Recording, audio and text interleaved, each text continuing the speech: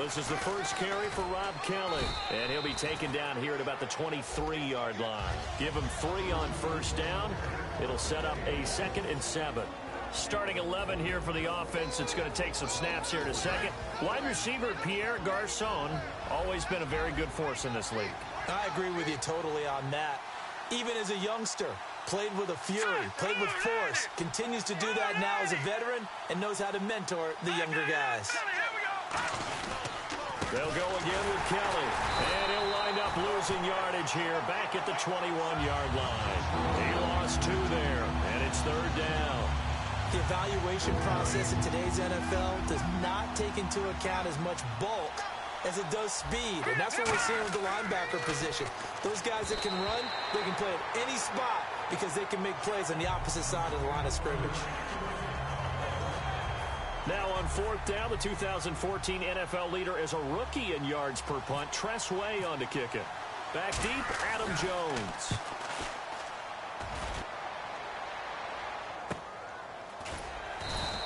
That's going to go in the books as a 55-yard punt. Well done.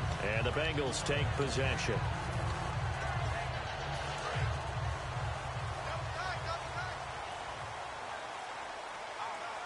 Hill, the lone setback. He's going to get the football. And he'll take this one up close to the 25-yard line. 2 yards on the pickup there. It'll be 2nd and 8. And the offense trots out onto the field. And A.J. Green is an absolute playmaker on the perimeter for his team.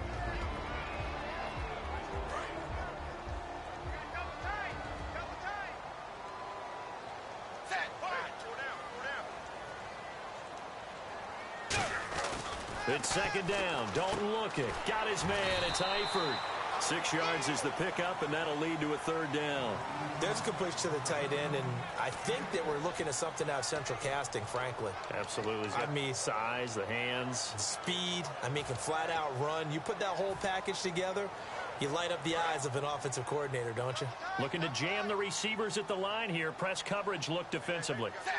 3rd and 2 for Dalton. That's caught by his tight end, Uzomah. And they pick up the first down there with a gain of 4. Oftentimes we think of those tough yards as grinding yards that a running back has to pick up. How about the tight end there picking up the first down in that situation? That's what he's there for, right? Big fella, get it to him, let him fight off some people and pick up the necessary yardage.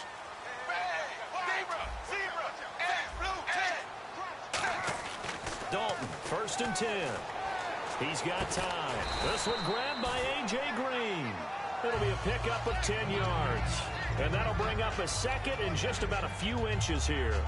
One thing I can say pretty safely, that route is not called if you don't have a guy who can throw the ball and put some mustard on it. Because if you're going to lollipop it in the middle of the field, bad things usually happen.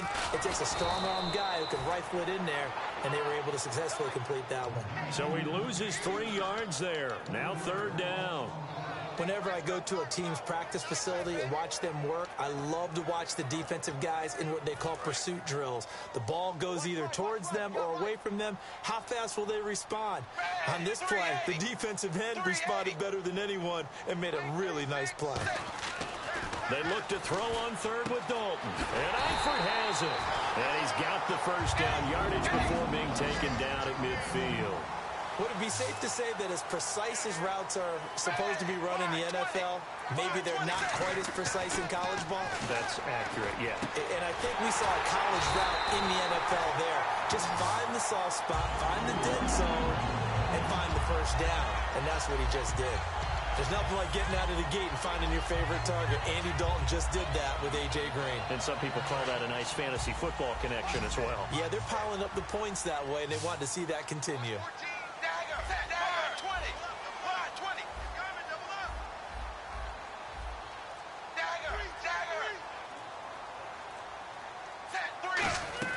First and 10 for Dalton. And a right side completion here by LaFell. 7 yards, the pickup on the pitch and catch.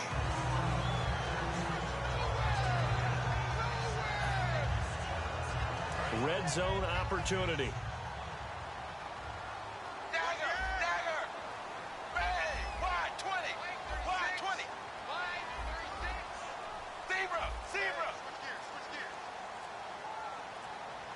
And on the outside, they're playing press coverage. On second down, Hill. And he will take it on in for a Bengals touchdown. Jeremy Hill from 17 yards out. And the Bengals are going to take a first-quarter lead. And they're able to run it in. It started with a battle in the trenches. They won there, and they got in for 6 points. And that's going to be a tough one for the defense to deal with. They've got to go to the bench now and figure out how are we going to slow down this running game, because on that particular play, they had no answer. That's fielded in the end zone. And he'll get across the 20 before he's brought down at about the 23-yard line. A look at Washington as they come onto the field. And they'll certainly be trying to do better than that first drive where they went 3 and out. And sometimes the first drive is just simply to settle nerves. You know what it's like at the start of a game with the emotion. Guys a little bit jumpy. But you do. Oh, you understand the same way. It's just like us calling one, right? Making sure we ease into the game, let it come to us. Well, you went 3 and out. And now they have that opportunity. No, you didn't go 3 and out. I went 3 and out on that first drive. I'll try to do better here. And he'll take it forward for about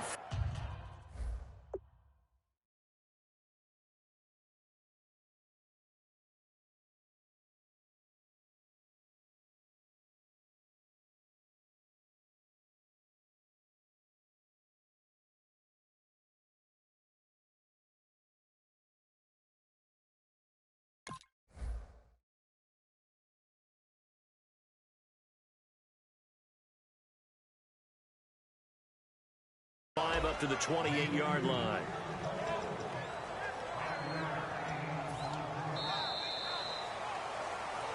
Back live, Charles Davis to my right. I'm Brandon Gaudin. It's Redskin football to begin quarter number 2. They've got a second down and 5 here to start things out.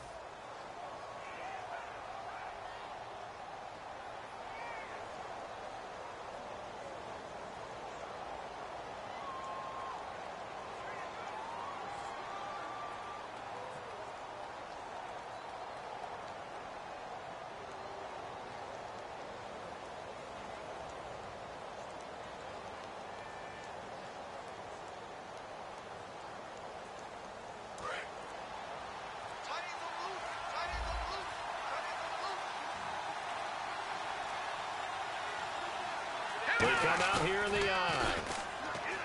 Cousins. And he'll be taken down by the Bengal pressure. Michael Johnson in there to drop him, and it'll be a loss of about 8. Sometimes I watch games and wonder why they use play fakes on certain passing situations, because it's not going to fool anyone. I don't know if that was the case here, but the end result was the same. No one fooled. The quarterback was hit. And this is caught by Jackson. And he's brought down after a good gain. That one goes for 24 yards. Okay, what can't Deshaun Jackson do? All right, we know about the catches. We just saw another one there. Also gets involved in the return game. And he can break big plays like that. And we've seen him do it throughout his NFL career. We have. What are you thinking of anything in particular? Yeah, I'm still remembering a certain Giants punter not following orders. And Deshaun Jackson made that big-time return all the way back for a game winner in that one. I still remember seeing the looks of disbelief on the Giants sideline. Now Cousins. Jackson's got it over the middle. And for Jackson, he had 102 in the yardage department week 14. But those numbers buoyed by the 80-yard touchdown catch he had in the third quarter. But aren't most of his stats buoyed by some big explosive play that Deshaun Jackson makes, sometimes more than one? Think about his last 10 touchdowns. I don't think there's anything less than 28 yards in there. This guy is going to make explosive plays. And anytime you read any of their pregame media, it always focuses in on the long plays that Deshaun Jackson has on his chart. I think you just wanted to say buoy again. I certainly did. One more time. Buoy. Now Cousins trying to get it to Jackson, and it's intercepted. A great read, and it's picked off. And a big turnover there as his guys will get the football back. Cincinnati now ready to take the field. And that last drive, a long drive, but not just that. They had a great air attack going. Do they stick with that? I would think that they would, because if they were confident enough to do it on the last drive, starting backed up in their own territory, why would you change anything? They've got to be confident about what they're presenting and continue to do so. Yeah, because the secondary, they really look clueless. And that was amazing because that drive went and went, no adjustment. adjustments and no big plays by the defense to knock the ball away. And Dalton hands to Hill. And this time he's not going anywhere. They'll get him down right at the line of scrimmage. They'll say no gain on the play there, and now it'll be third down. Looked like he was trying to bounce it outside, but no success. Yeah, sometimes you got to just figure out where you're going to go, and sometimes you just have to take it to another spot. And trying to get it outside, the defensive pursuit was there and just ran him down. He gets this one to Boyd. They stop him for only 3 that time, and that'll bring up fourth down. They didn't get the first down, but I have to say I do like the call. I like what they were trying to do. Try and hit your receiver on the run and see if he can pick it up, keep it on his feet, get a little rack yardage. Yeah, but a nice job defensively to get to him and keep him short of the first. So a minute 55 to go in the first half. We'll come back to Cincinnati after this.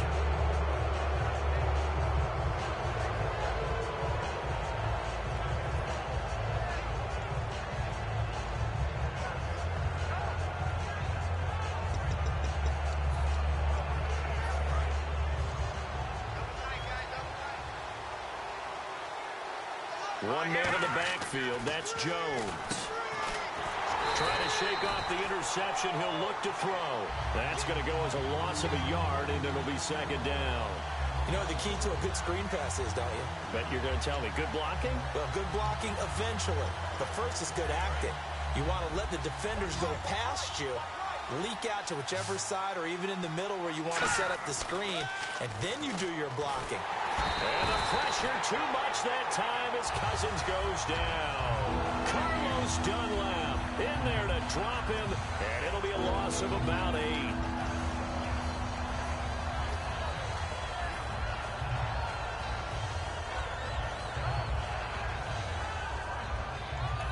And now the Bengal defense here calling a timeout. It's just their first, so they'll have 2 remaining here before we get to halftime. And the O-line will have to do a better job protecting here on third down after that sack. Hurry up, here we go. Green, 39. Green, 39. Back 99, Philly, here we go. Over. Back 99, Philly, here we go. Third and long for Cousins. It's brought in by Jamison Crowder. It's a 15-yard pickup, but it'll lead to a fourth down. And now the Bengals are going to call another timeout. So that means they're down to 1 remaining here as we head toward halftime.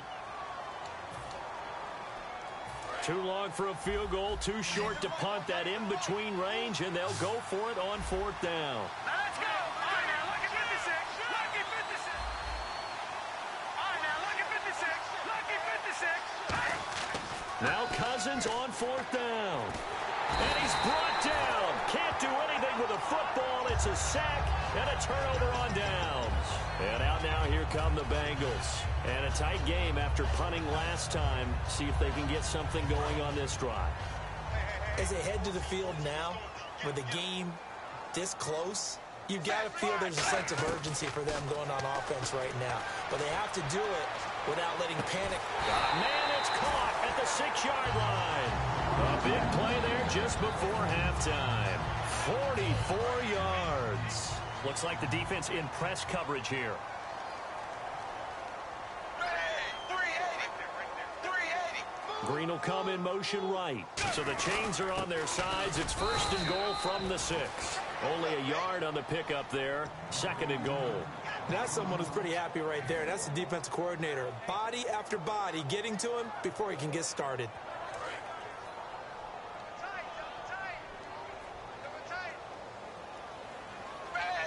Now they send a man in motion right. So they're on the 5-yard line here. Second down and goal. And he is in. Touchdown, Bengals. Jeremy Hill as the first half is winding down. And the Bengals add on to their lead. And he puts it through. Now Bullock will send this one away after the touchdown. That's fielded in the end zone.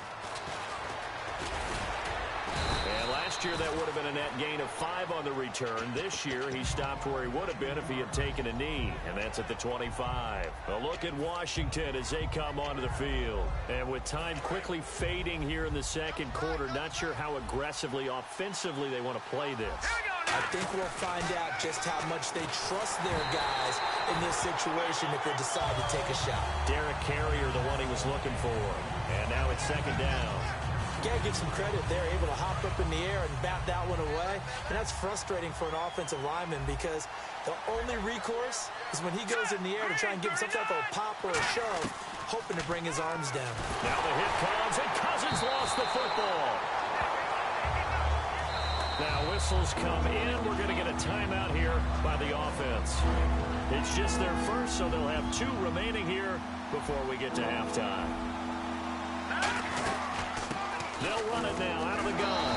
And he'll be a couple yards shy of the 20 at the 18. And now a whistle and a timeout called by the kicking team. Here's Tressway now as the drive goes backwards, so he's on to punt it away. And the kick's away as he angles this one for the sideline. And not a great one there. Out of bounds in the air. And the offense is going to be set up already in enemy territory inside the 45.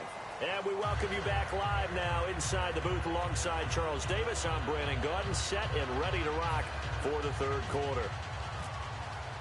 So both teams have their marching orders, and we'll get going again here in quarter number 3. This is taken about 7 yards deep.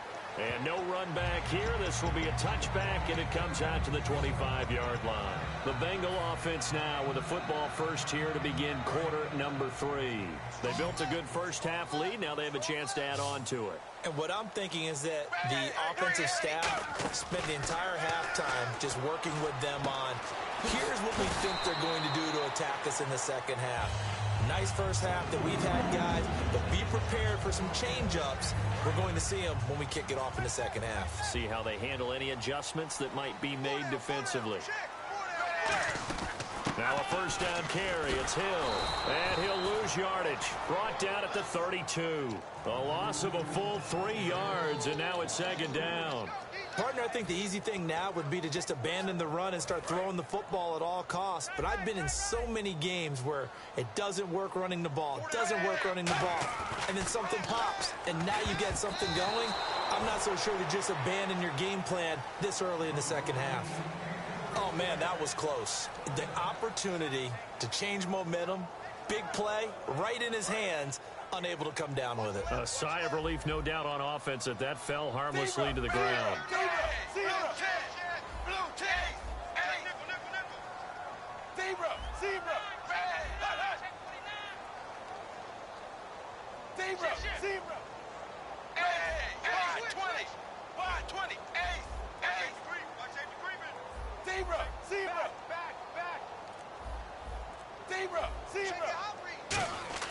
Third and long. What will Dalton dial up? He's got his man here. It's Green. Calling a gain of 19, and it moves the chains. Looking to jam the receivers at the line here. Press coverage look defensively. And now it looks like they're going to be in the hurry-up. They go play action here on first down. And that'll be incomplete. His big tight end, Tyler Eifert, the intended receiver. And it's second down.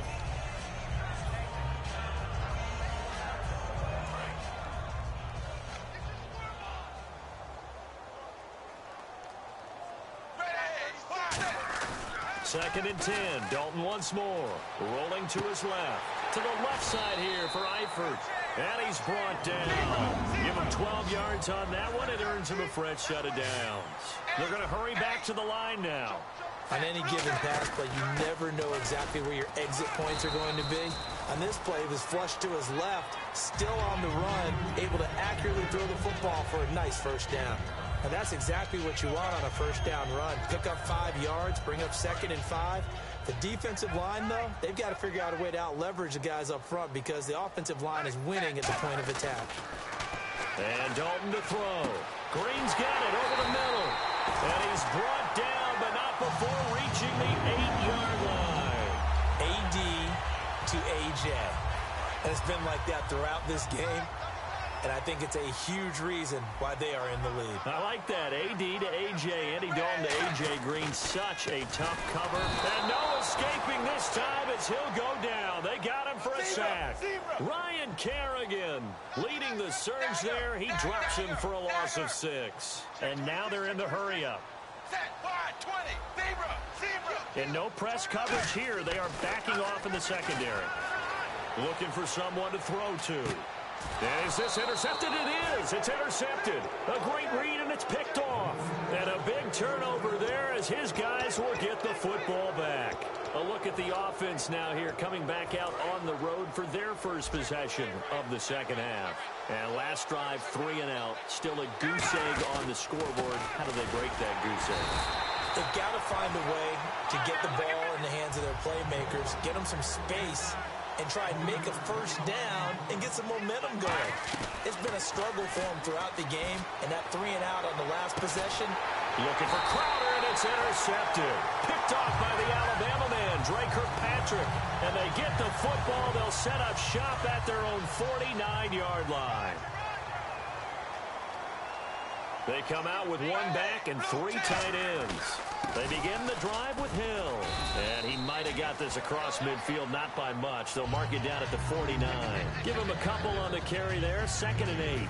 That's a good play by the guys on the defensive side of the ball. Held them to a gain of 2. And that changes the playbook a little bit now for the guy calling plays. 2nd and 8. Now he's got to probably think about going to the air instead of maybe staying with the ground game. 2nd down, Dalton. Under pressure, he's going to go down.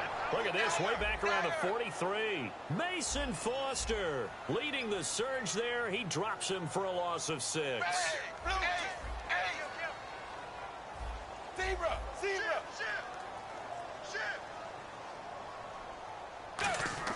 Here's Dalton. And he takes a shot on the release as this will be incomplete. Really nice play by the guys on the defensive side of the ball, but for the guys on the offensive line, they're doing a nice job of trying to protect their passer. But when a guy hops in the air and goes airborne to try and knock one away, it's difficult because you can't reach out and grab him. That'll be a holding penalty. So all you're trying to do is make some type of a play on him, make some type of contact to try and get his arms out of the sky.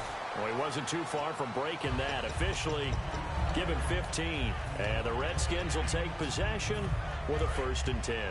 A look at Washington as they come onto the field. And following the interception, just any interception, are you a little bit more cautious when you start that next drive, or no, you just throw that out the window? I think you are. I don't think that there's any way you can run back out there and go, totally didn't affect me. Let's just go ahead and be loose with the football again. You're going to take care of it, but you have to be careful about being too cautious because now you can't run any offense at all. Still want to attack. We'll see how they attack him here. And he's just going to get rid of this thing. To no one here. He throws it away, and now it's 3rd.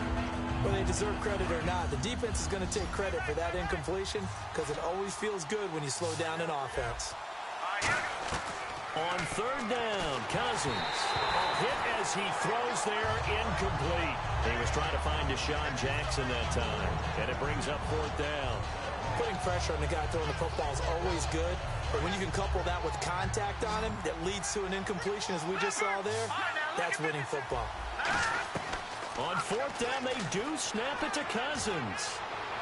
And he goes out of bounds across the 40-yard line. Call it an even 20 yards on the pickup. And on 4th down, they're able to convert and move the sticks.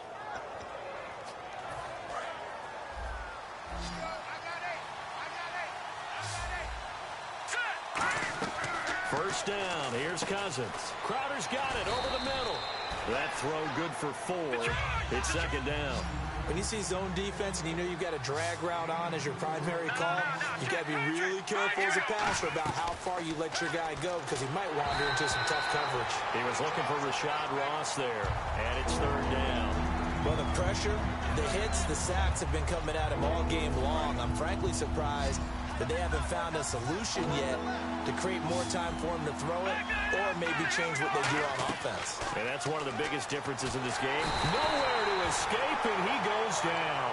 Carlos Dansby able to drop it for a loss of 12, and it'll be 4th down.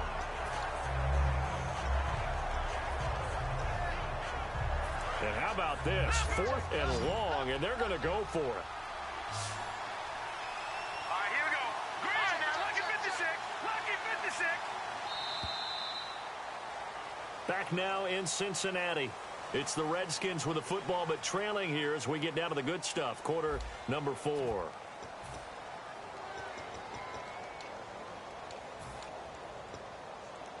All right, they're going to try and keep hope alive here on 4th down. They're going for it.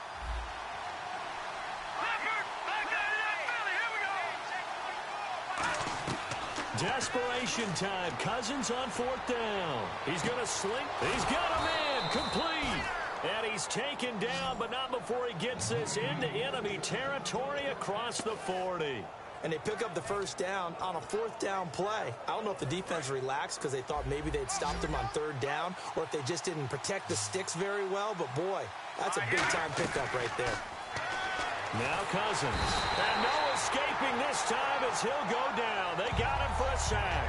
It'll be a loss of 10. And it'll bring up 2nd.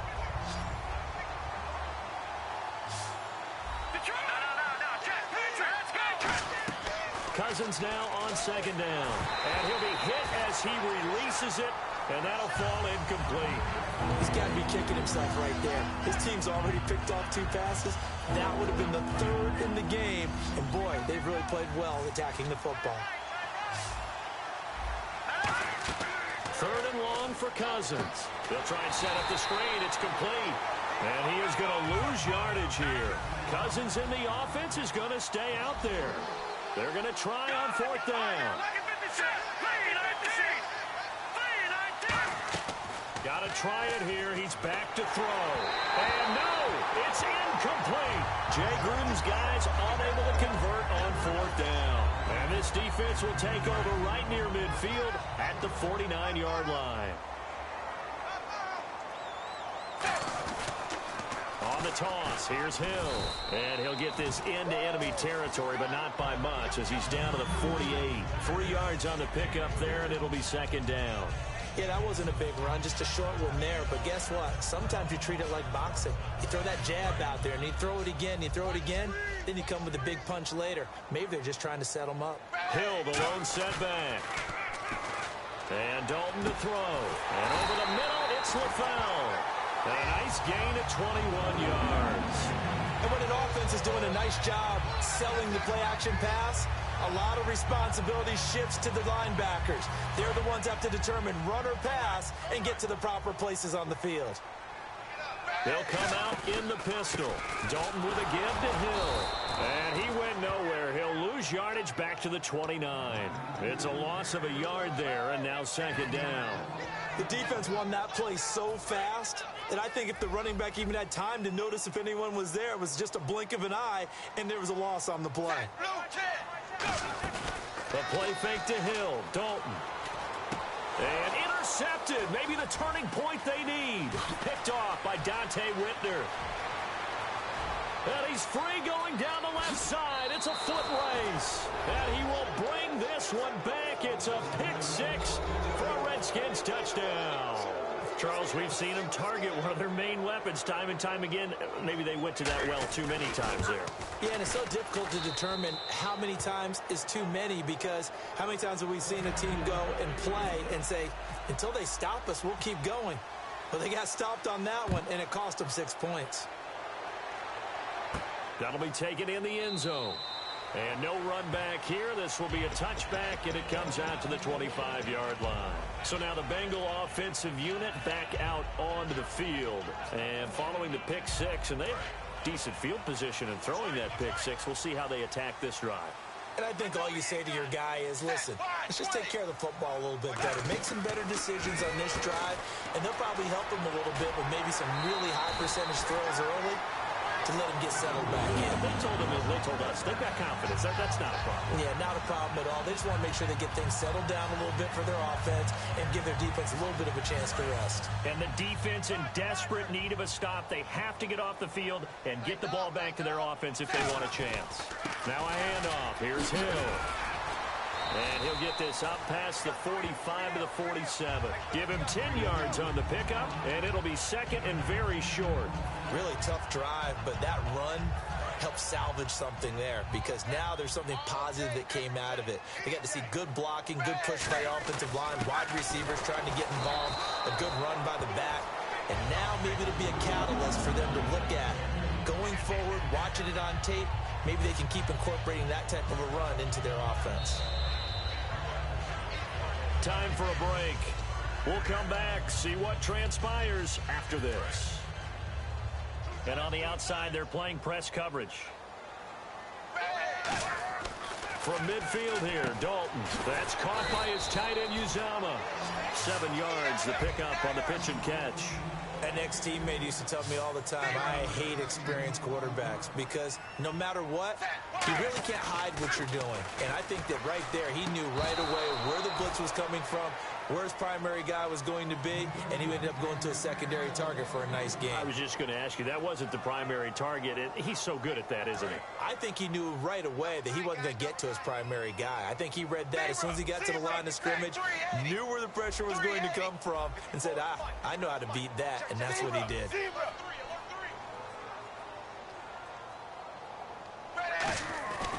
They'll try and run for it. Here's Hill. And they go back.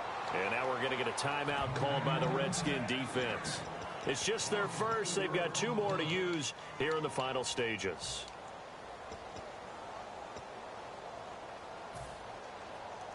And here's a big one now. Trying to hold this lead. They're going to go for it here on 4th down.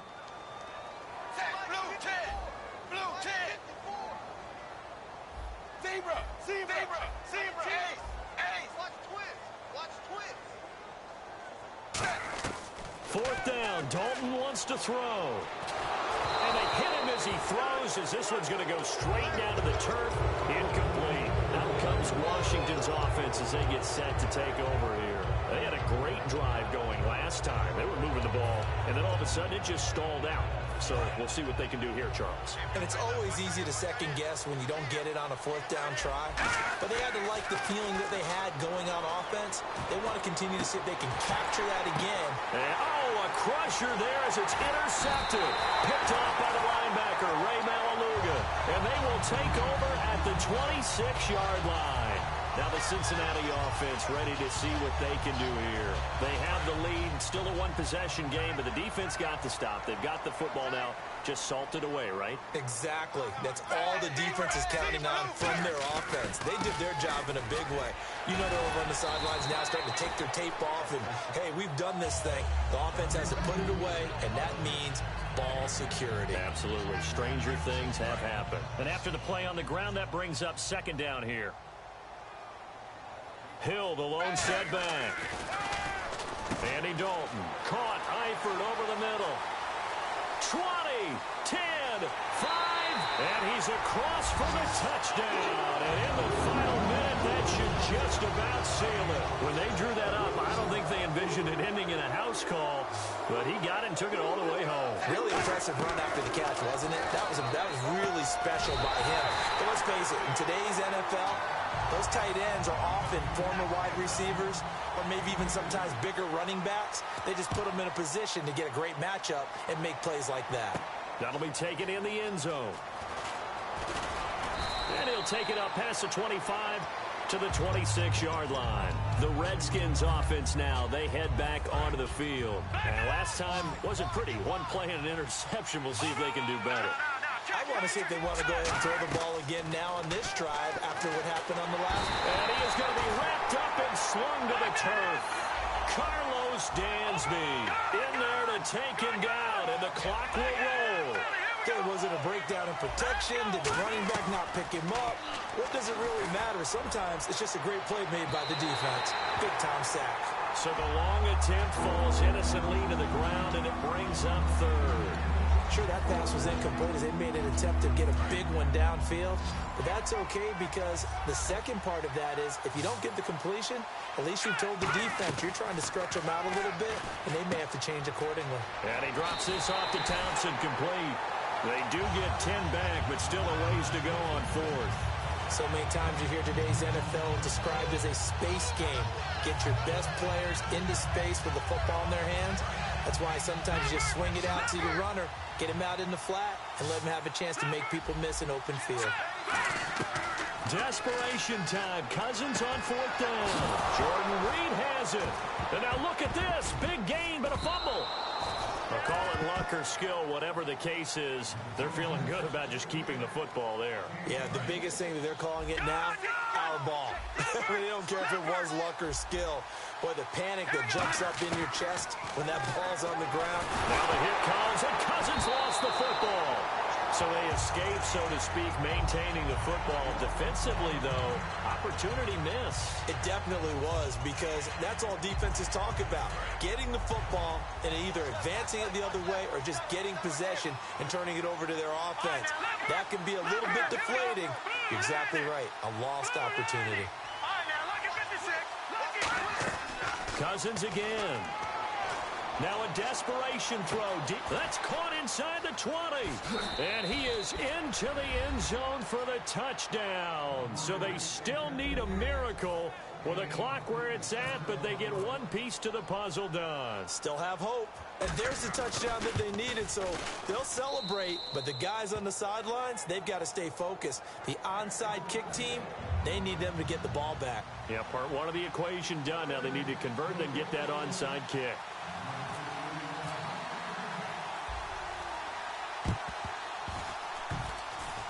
Oh, and I think the Redskins got it. Yes, they did. So they've accomplished half the mission, Charles. They get the onside kick. They do need a touchdown here, but they've got some time to do it. In the excitement, there's no need to press. Plenty of time. They have the opportunity. Now they just need to execute and finalize things. Here we go now. 3-19.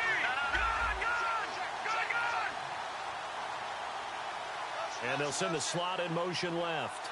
All right, now, lucky 56. Lucky 56. Back to throw. He's going to let it fly.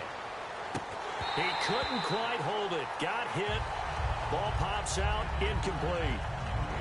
Well, they went for the big play there, but that drop could really hurt their momentum. So the incomplete pass brings up 2nd down. Now let's go. Green. All right, now, lucky 56. No, check. In motion left, that's Jackson. Back there, Philly. Here we go. Detroit.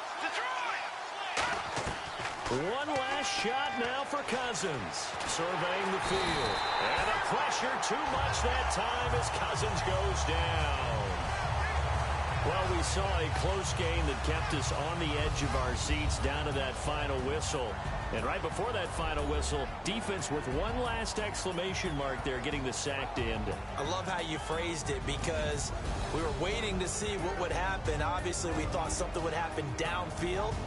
Instead, it happens in the offensive backfield, and that's your ball game.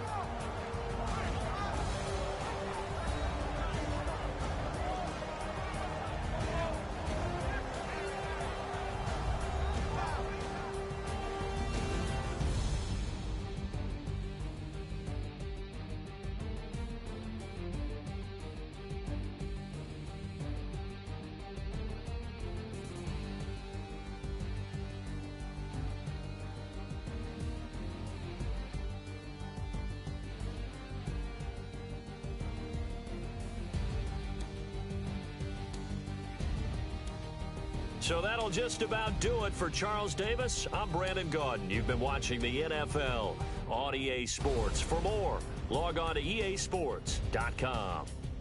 It's a win for the Bengals as we say so long from Cincinnati.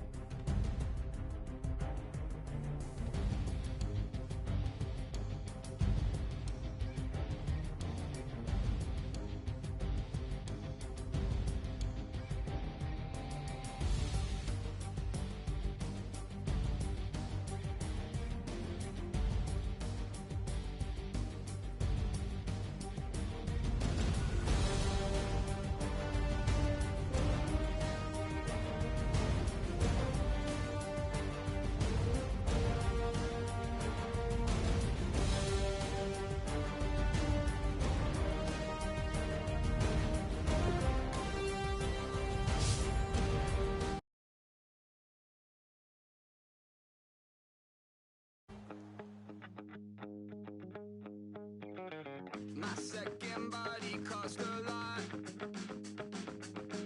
After I bought it, I just wore it home. Reading philosophy and spending my bottom dollar on my toes. I'm a pacifist who's never not been pacified. I'm a piece of... It's a point of pride. I'm the super rich complaining I want more in life. Cry, baby, cry, oh, cry, baby, cry, oh. Really care where I stand in the winner's circle. Make room for a man from the middle with you. I don't even know how I got to the finish, but don't care, don't make no difference to me. I don't understand what you're saying, only kinda listen. Make room for a man on a mission with you. I don't even know how I got to the finish, but don't care, don't make no difference.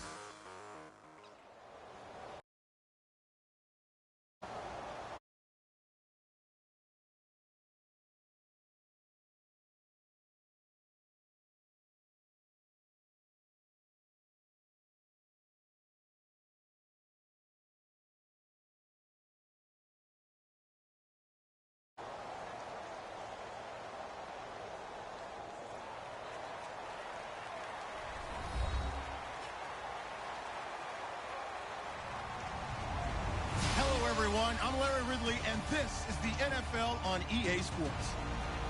We've got a good one on tap today, and there's going to be two quarterbacks ready to get it done on the gridiron. It's Dalton's Bengals going up against Cousins' Redskins. With that, let's send you up to Landover, where we say hello to our commentators, Brandon Godden and Charles Davis. All right, Larry, we are due east from our nation's capital at FedEx Field in Landover, Maryland. Straight ahead, we've got a good one on tap here between the Cincinnati Bengals and the Washington Redskins. Set to go now on a beautiful sunny afternoon, and we are underway from FedEx Field. This is fielded at the goal line, and he will be marked down right there at the 20-yard line.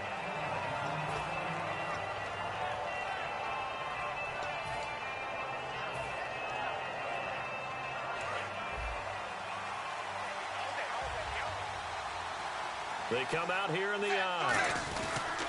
They'll run for the first time with Hill. Give him 5 on the carry there, and it'll be second down. And there's a run to be happy with. Good, solid yardage. They'll take that any time you hand the ball to a back. Second and 5.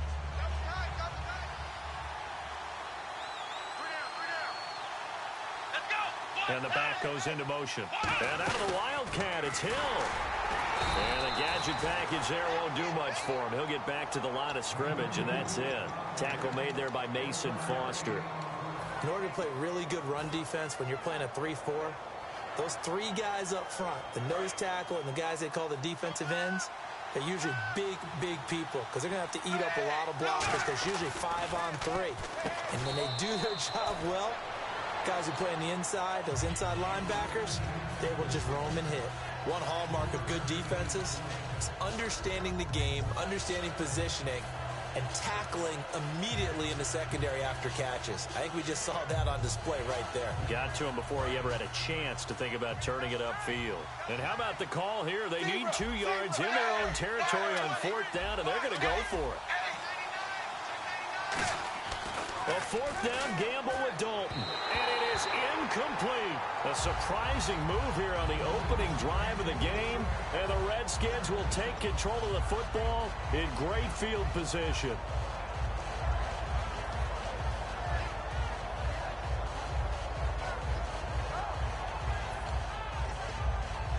And a great spot to start this drive from here. The first carry down for Rob Kelly. And nothing doing on his first run. Back to the line of scrimmage, and that's it. Officially no gain on the play, and it's second down. And this whole line, it is the lifeblood of the offense. They established the tone. Mean, nasty, physical. They can't wait to get after people. That allows the rest of the offense to feel confident. Throwing, Cousins. Oh, the ball comes out on the hit, but they'll say it's incomplete. And the Bengals starting defensive unit now. Vontaze Burfict is a super talent and a fierce competitor. He can do it all at the linebacker position. So a second down incompletion now brings up third down. Here we go now.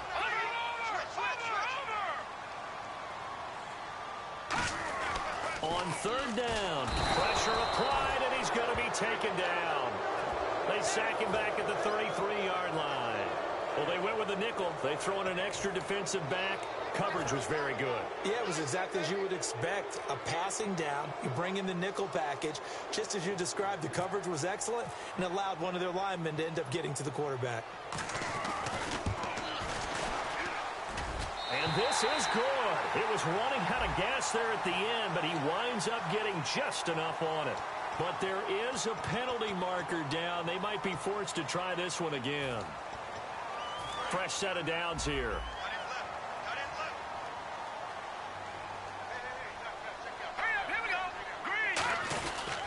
They'll pitch it to Kelly. And he'll take this one down near the 15. You know, Charles, head coach Jay Gruden said that he wants to get Rob Kelly more involved in the final month of the season. We'll see how that plays out. And they should, because his running ability will really help out the entire offense overall. Being able to pound it inside, he can actually get to the perimeter. He has enough speed to do that. But when they do want to throw it, he can catch it. But does an excellent job of pass protection for his quarterback, Kirk Cousins. Hit the end zone against Philly, had 16 carries. And he'll fight his way down right around the 12. 3 yards on the pickup. That's going to set up an interesting third and about 4 to go. Well, so many times we look at a short run and we praise the offense for trying to set the tempo and establish things. But the defensive guys, hey, they just won the battle there. It wasn't a big run given up. They don't always have to absorb the body blows. Sometimes they dish them out themselves. Got a man, it's Jackson. Redskins touchdown. Deshaun Jackson, an 11-yard touchdown. And the Redskins have taken a first-quarter lead. It's good, and the Redskins take a 7-0 lead.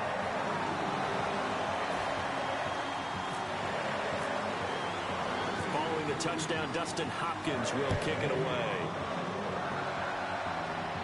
This is fielded a couple yards deep.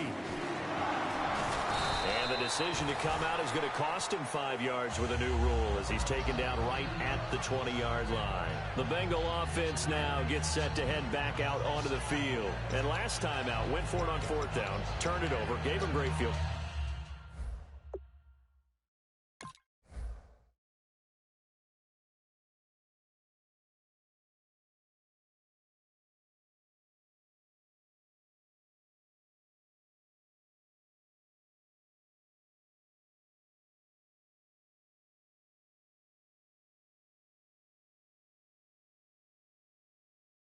Position turned into 6 points, so they've got to recover here, Charles. It's amazing what one decision can do in the chain of events, right? The decision to go for it on fourth down Caused all of that. It caused every bit of it, but it showed confidence. Hey, I've got confidence in you guys. Go pick it up for them. Didn't happen. Also showed confidence in the defense. They didn't pick up their end of the bargain, so now they've got to come back out and start over and rebuild that confidence. Time running out here on the play clock. Now problems right out of the gate. We're going to get a delay.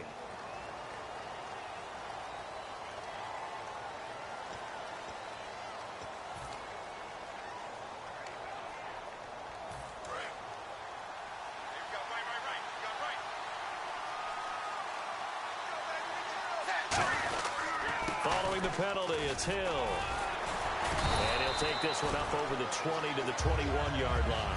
They get the penalty yardage back plus a yard, 6-yard gain, and it's 2nd and 9. Offensive linemen love creating space for their guys carrying the ball, but when that guy also breaks tackles and creates extra yardage, they almost feel like he's one of them, and they really embrace him.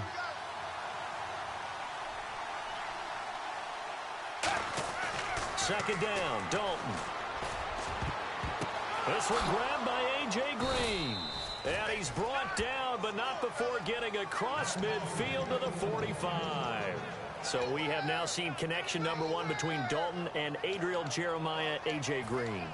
Say that again? Adriel Jeremiah. Look at you. You are full of knowledge and information.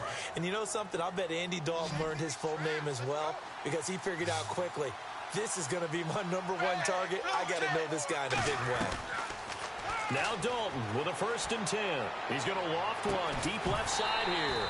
And it pops free. The collision there jarred the ball loose and brings up 2nd down.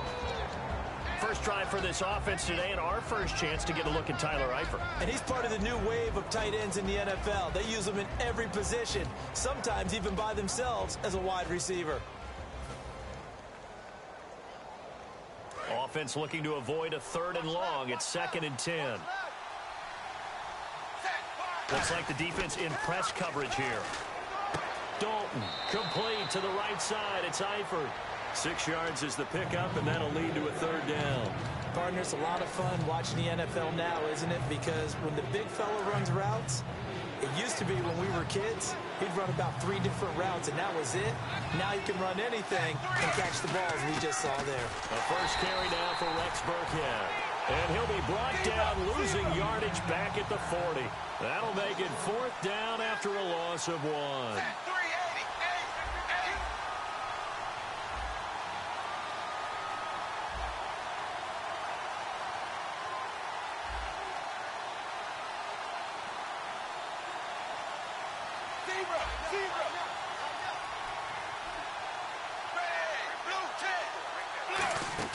They'll try to pass on 4th down. Dalton. And this is incomplete. Marvin Lewis tries for it, but comes up empty.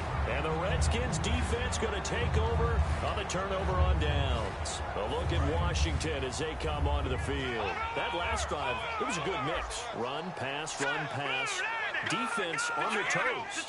And what really helps out in a big way is when you're doing the run-pass mix and everything's working, that means that they're guessing wrong every time on defense. They think you're going to pass when you run and vice versa. I would continue that, and when they finally draw a bead on you, maybe you mix it up a little bit, a little play action, and throw the ball. And will they maintain that balance? Time to find out.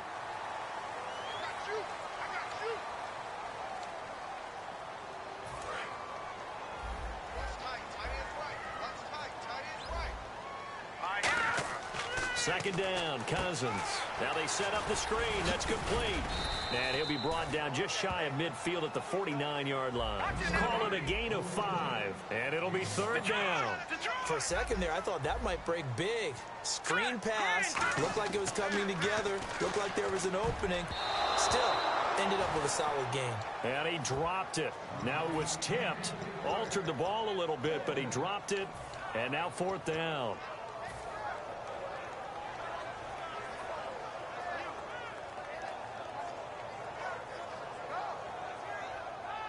And how about the call here? They need 2 yards in their own territory on 4th down, and they're going to go for it. Here we go now.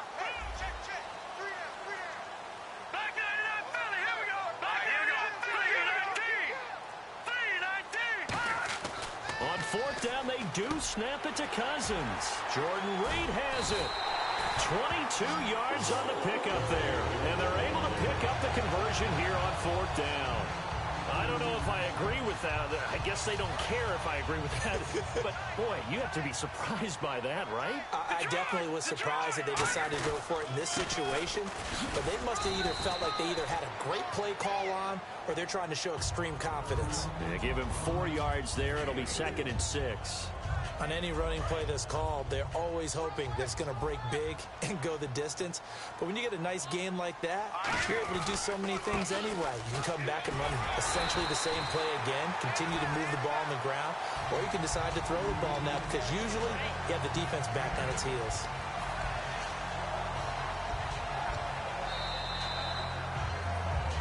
Back live, Charles Davis to my right. I'm Brandon Gaudin. It's Redskin football to begin quarter number 2. And they're on the move here. They've got it 1st and 10.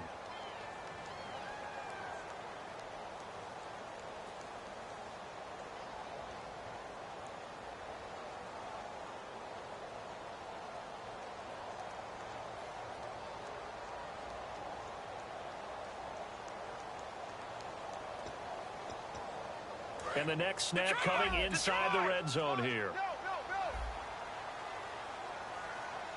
Now let's go. They'll keep it in the hands of Kelly. And stopped a few yards shy of the goal line at the 3. A nice pickup of 14, and it moves the stick, sets up a 1st and goal. That's another nice run, and I have to tell you, some of the coaches that I played for, their philosophies were always different when they see a guy running the ball well. Some of them wanted to immediately go to play action and throw it now because it's wide open. But other coaches said, you know something? Until they stop him, that big boy's going to keep getting the football. And that might be the direction that they're going to go right now.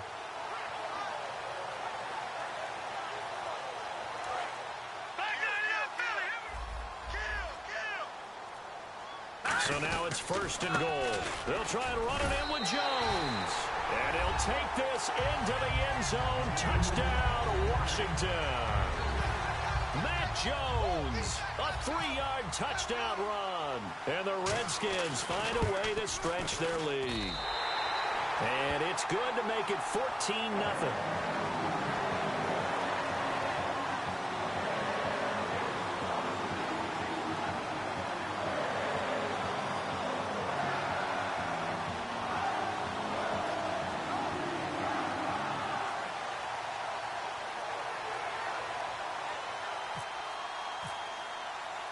The kickoff unit is out on the field, and they will send this one away.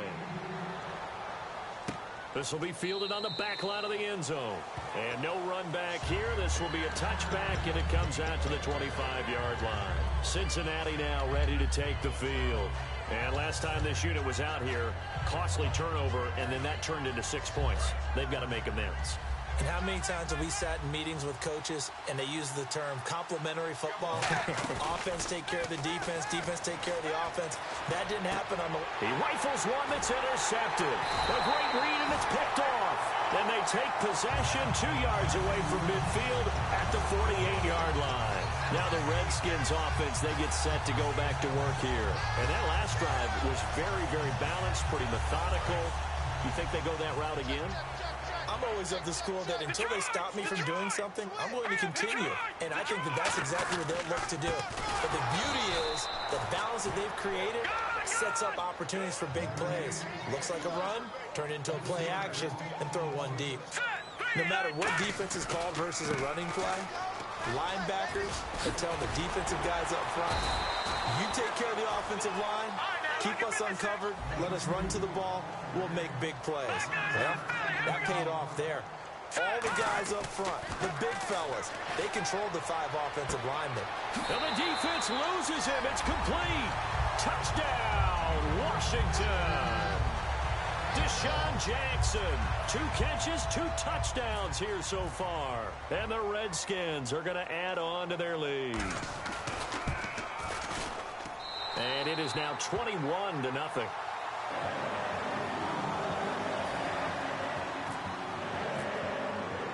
Out is the kickoff unit as they run up and send this one away.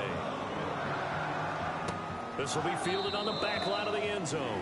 And no run back here. This will be a touchback, and it comes out to the 25-yard line. The Bengals offense now, they head back onto the field. And following the interception, we'll see what they can put together on this drive. I hear my old college coach right now. He always used to tell us before every game, the team making the fewest mistakes will win. What they're hoping is that last mistake is their only one of the game. Coaches, that's all they talk about, turnovers, right? Minimizing those and maximizing opportunities. Hill, the lone setback. He'll get it running right. And he went nowhere. Well, he went backwards, back to the 33. A loss of a full 3 yards, and now it's 2nd down.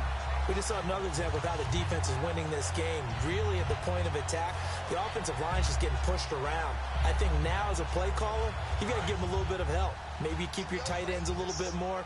Maybe the running backs help you a little bit with the pass blocking. But you've got to help them get some confidence because you can't abandon the play calling right now. To throw here, Dalton. To the left side here for Eifert. They get 11 back on that one. It leads to 3rd down. When you execute a drag or a crossing route really well and give them a chance to let it develop a little bit, you can gain some significant yardage hitting your tight end on that one. So 3rd and 2, and I count 6 defensive backs out there. And he maybe makes it back to the line of scrimmage. That's it. And how about the call here? They need 2 yards in their own territory on 4th down, and they're going to go for it. Throwing, Dalton, and the catch good. It's Eifert. So certainly an interesting call there to go for it. And the Redskins will take control of the football in great field position.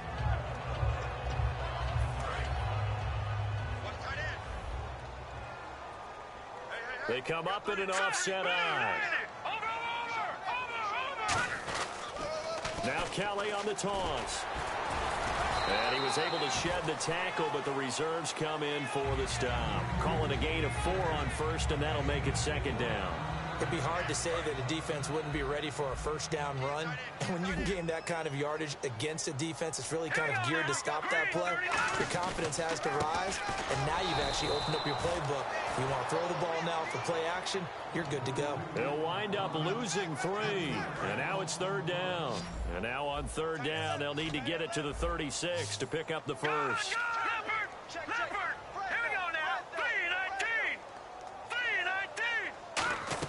On third down, Cousins. And a big loss here as he's taken down. Carlos Dansby able to finally get him for a loss of 16. And it's going to lead to a fourth down.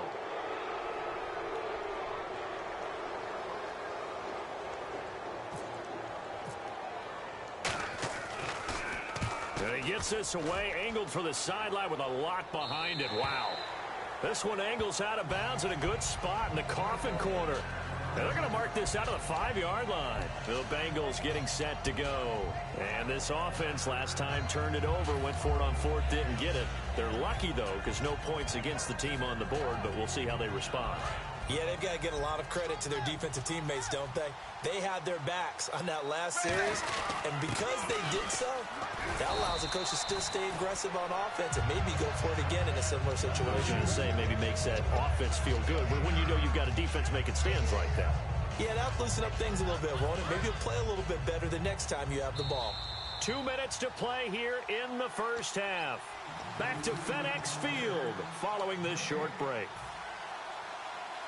Second and very short here, less than a yard. They come up in an offset eye. And Dalton to throw. And he takes a shot on the release as this will be incomplete. The good signal callers would never go back in the huddle and play the blame game because they need those guys to protect him. But on that last one, his offensive line, they lost their leverage very quickly, and that's why they were able to get to him and hit him as he tried to throw the football and force an incompletion. Despite only needing one, Dalton to throw. And Eifert has it. So he fought off the tackle, and that effort gives him the first before he's brought down. I know the halftime's approaching, but I don't think he's going to want to take a break. That's his 5th catch. Yeah, they've really been targeting the tight end.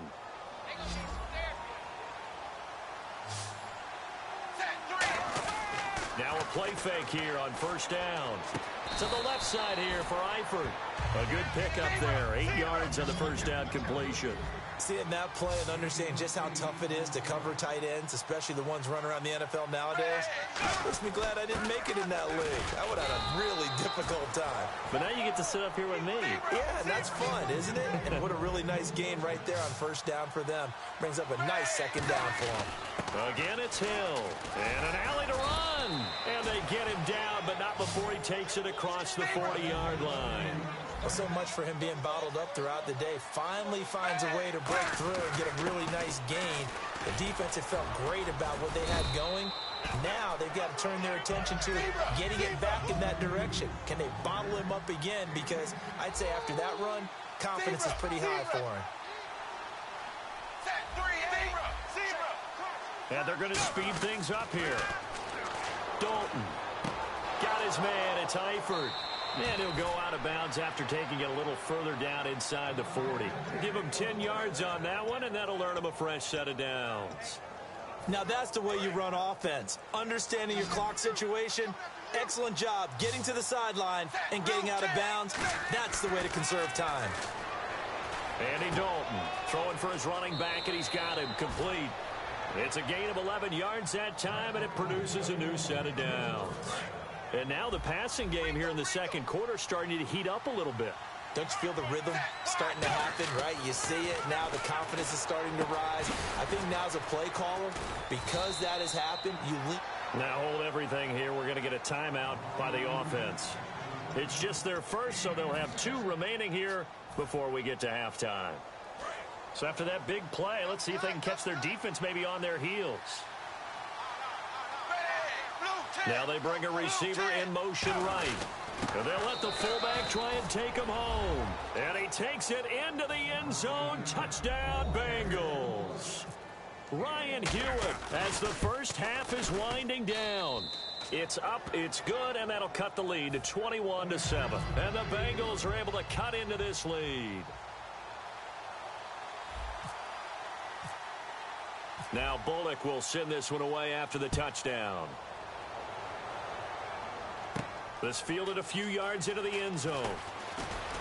And he'll make it across the 20 as his guys will set up shop at the 23-yard line. A look at Washington as they come onto the field. And with time quickly fading here in the second quarter, not sure how aggressively, offensively they want to play this.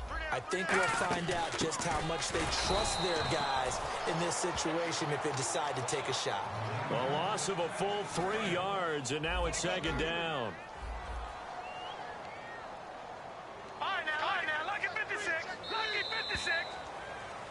So we've hit intermission. It's halftime. This is the NFL, and it's a presentation of EA Sports. Both teams appear ready for the fight ahead, and we resume action here in quarter number 3. This fielded a few yards into the end zone. And all deep in his own territory, he coughs up the football, and he'll bring it back to the 9-yard line. The Bengal offense now with a football first here to begin quarter number 3. They're down in this game. A chance for the offense, though, to put something on the board, get some momentum here in half 2. Try and get things kick-started for them. And you know at the half, they discussed how they were going to get that done. This is where scripting comes into play a lot of the time. How many plays do you script coming out of the second? Most of the time in the first half, you're scripting 12 to 16. I think in the second half, you're really scripting more like 8 to 10. Kind of a starter or an opener, whatever terminology they use. Just something to get you off to a quick start. And not only did he drop it, he dropped it in the end zone. After all the preparation, all the practice, a play like that will absolutely break your heart. They had everything they wanted, just unable to complete it.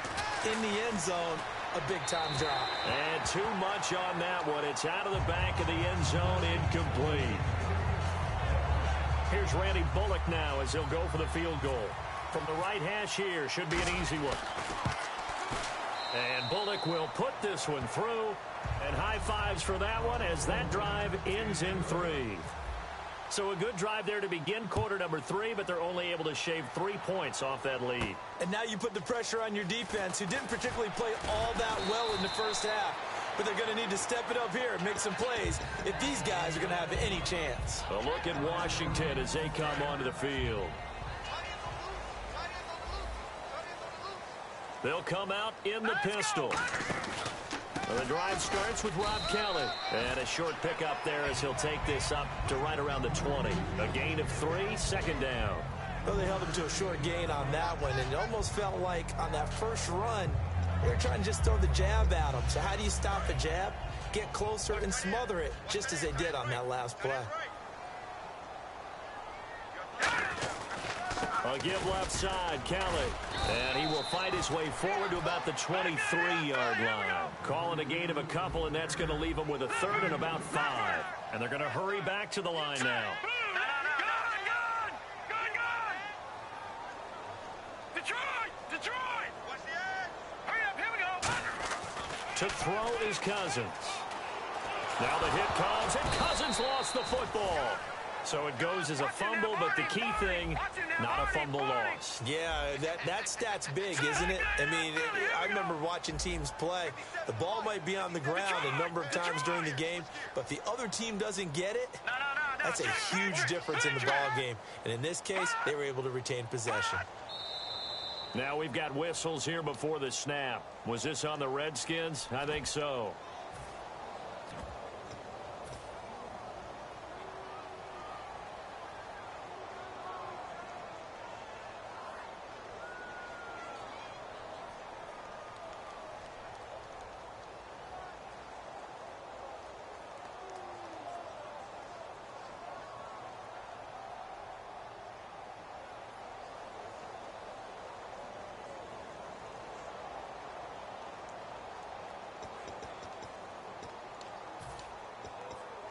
Well, let's see. Yeah, the offense still out there. They elect to go on 4th and 11. All right, here we go. They'll indeed go for it. It's Cousins. And it is incomplete. Boy, a real head-scratcher there. And, boy, possession here turns over with the football already being in the red zone. Now this Bengals offensive unit ready to see what they can do here. And last time they got 3 points, but it was a chip shot field goal. And when you go to the sideline after a chip shot field goal, maybe the offense not too happy. It's a balancing act, isn't it? Because you're exactly right. They're none too pleased that they didn't punch it in for 6 points. But you also have to remember they did put points on the board. 3 points is 3 points. And in this league, you take points when you can get them. Not easily done.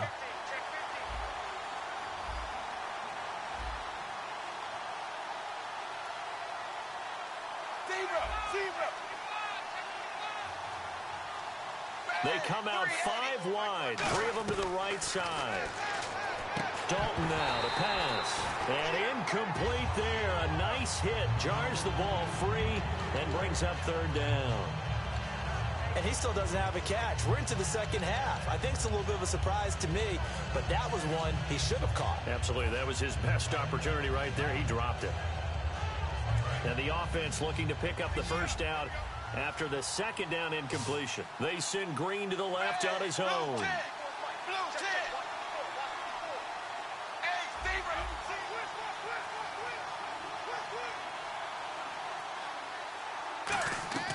3rd down, a shot here for Dalton. Finding his safety valve here. That's complete. They'll get 11, but still a little short. 4th down. Well, it looks like they got what they wanted. They got the completion, but they weren't able to break any tackles or gain nearly enough yardage to pick up the first down. Now to be 4th and short.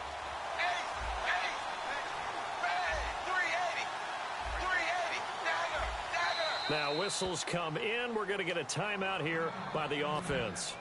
It's just their first, so 2 remaining as they burn one here in this 3rd quarter. I guess they figure they got to start taking some chances. Here's a big one in this 3rd quarter as he'll go for it on 4th down.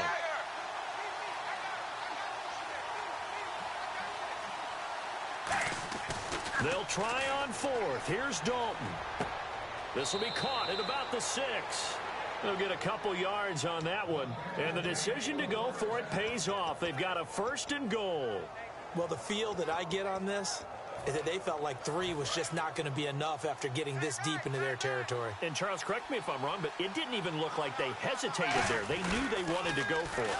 That tells me that during the week, they were thinking about these situations, and they feel like maybe they're just the better team, and they want to go ahead and prove it conclusively.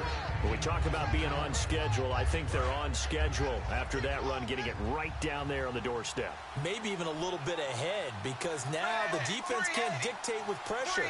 They're guessing about where you're going to go. I might come right back at them with the same play, the same set, and see if they can stop them.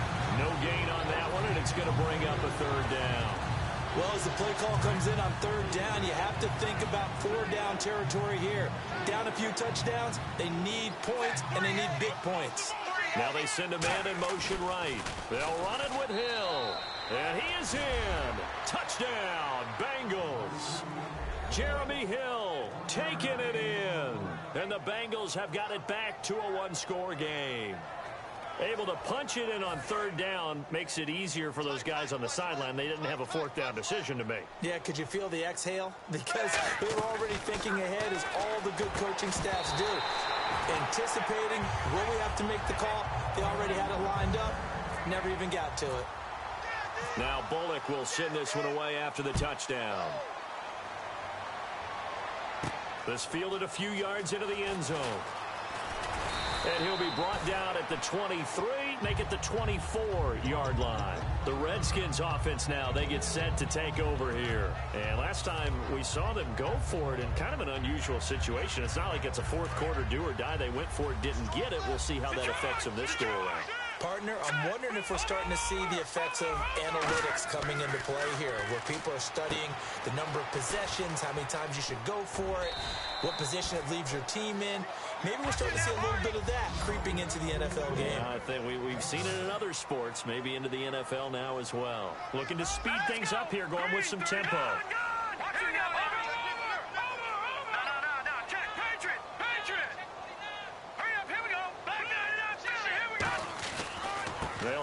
off to Kelly.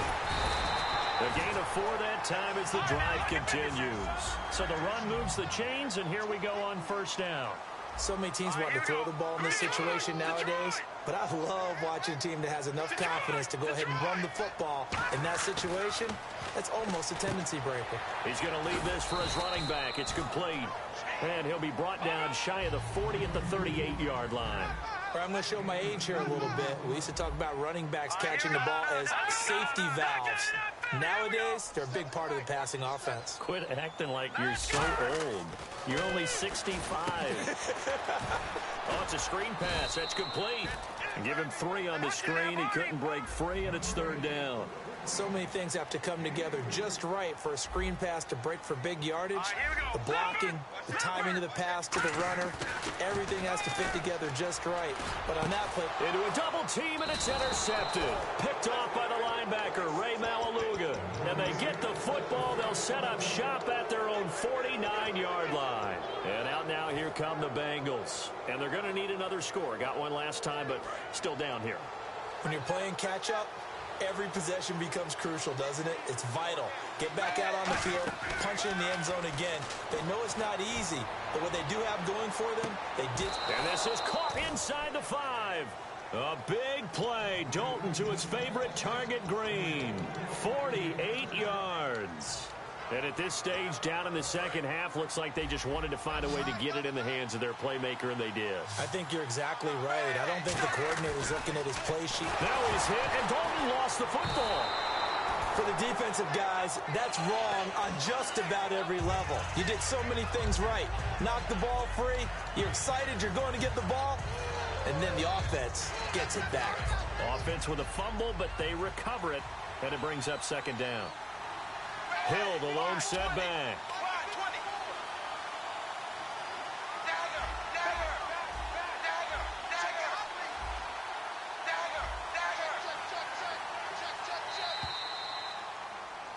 Back now at FedEx Field. It's the Bengals. They've got the football, but they trail here as we get rolling in quarter number 4.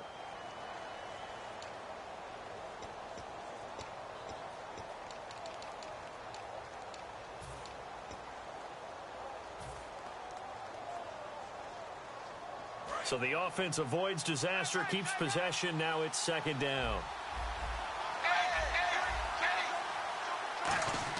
Dalton throwing on 2nd down. That is caught. And he'll take this into the end zone for a Bengal TD. A.J. Green from 13 yards out. And the Bengals have taken the lead here in the 4th.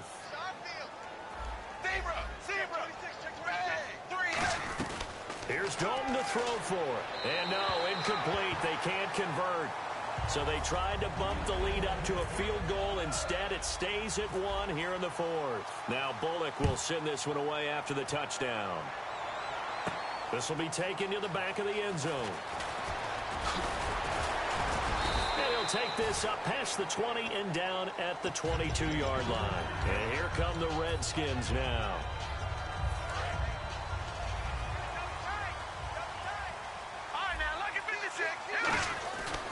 They'll start the drive with a carry by Jones.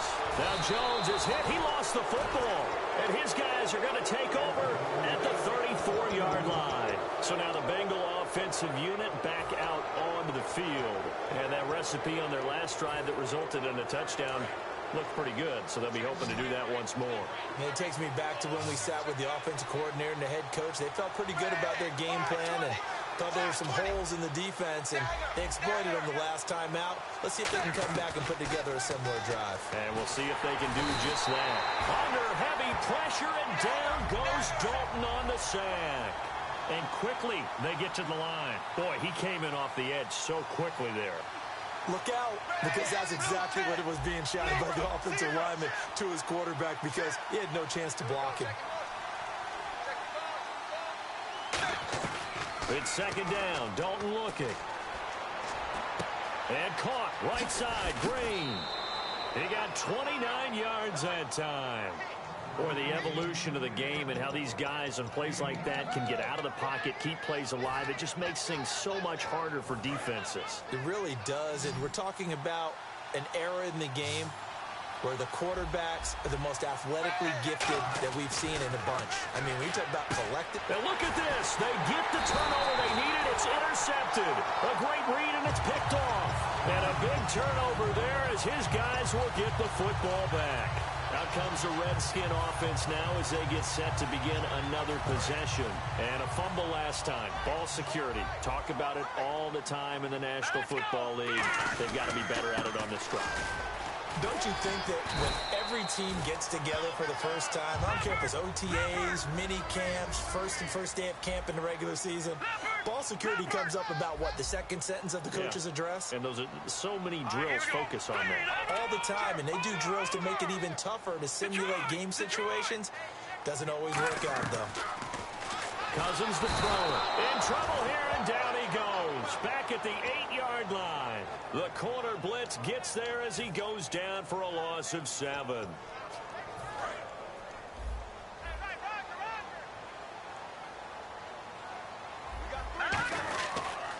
They toss it out right to Kelly. And a short pickup here as he'll get across the 10 to the 11-yard line. Only 2 yards on the carry. That's going to set up a 3rd and long. 3rd and 15 to be exact. 3rd and long for Cousins. And he can't come up with a pick. Nearly his 2nd of the game. Instead, 4th down. Tremendous coverage there. Just did not catch the football and complete the interception. But what do they say all the time? If he had really good hands, he'd be playing offense. One score down. Here we go. They're going to go for it here on 4th down. Now let's go. B-19. No. Check. Patriot. Leopard. Back 99 Philly. Here we go. Gun. Back 99 Philly. Here we go. Desperation time. Cousins, and he's going to go down. Back at his own 5-yard line, it's a sack. Now the Cincinnati offense ready to see what they can do here. And the interception thrown in the red zone last time. We'll see if they can rebound. I just have to think the last thing he said is they were... And he takes it into the end zone. Touchdown, Bengals. Jeremy Hill, his 2nd touchdown of the afternoon. And the Bengals are able to grow their lead. And with that, the lead is up to 8.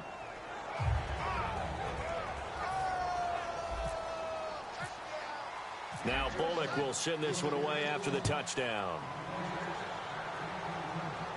This will be taken to the back of the end zone. And he will be brought down here at about the 17-yard line. A look at Washington as they come onto the field. And last time, went for it on 4th, didn't get it. We'll see if they can pick themselves up off the mat and do better this go-around. Sometimes I have this vision of coaches writing notes to themselves before a game. And sometimes that note says, be aggressive, stay aggressive. Maybe that's what we saw in the last possession. Yeah, they were very aggressive. This time, will it result in points? We'll find out. Coaches really don't care from what position they get this. But run after the catch ability, rack ability, is often the difference between winning and losing. Trying to get it to Jackson, and it's intercepted. A great read, and it's picked off. Boy, what a turnaround. They exited the lockers with a nice lead, and now all of this. What's happened? So when you start to write your novel, you'll start out with, it was a tale of 2 halves, won't you? Right, but I'm a bad writer. I don't know exactly what happened because sometimes teams can go in with a lead and get too comfortable, too relaxed, and a couple of things go wrong, and it's hard to get back that good feeling. It's a pickup of 4, and it'll bring up 2nd down. Well, we all know the guy carrying the ball is going to get the credit both in the stat line and probably in the newspaper.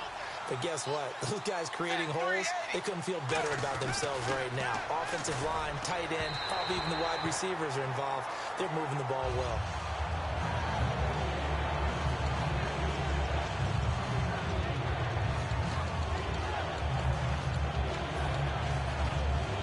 And ready for 3rd and 6.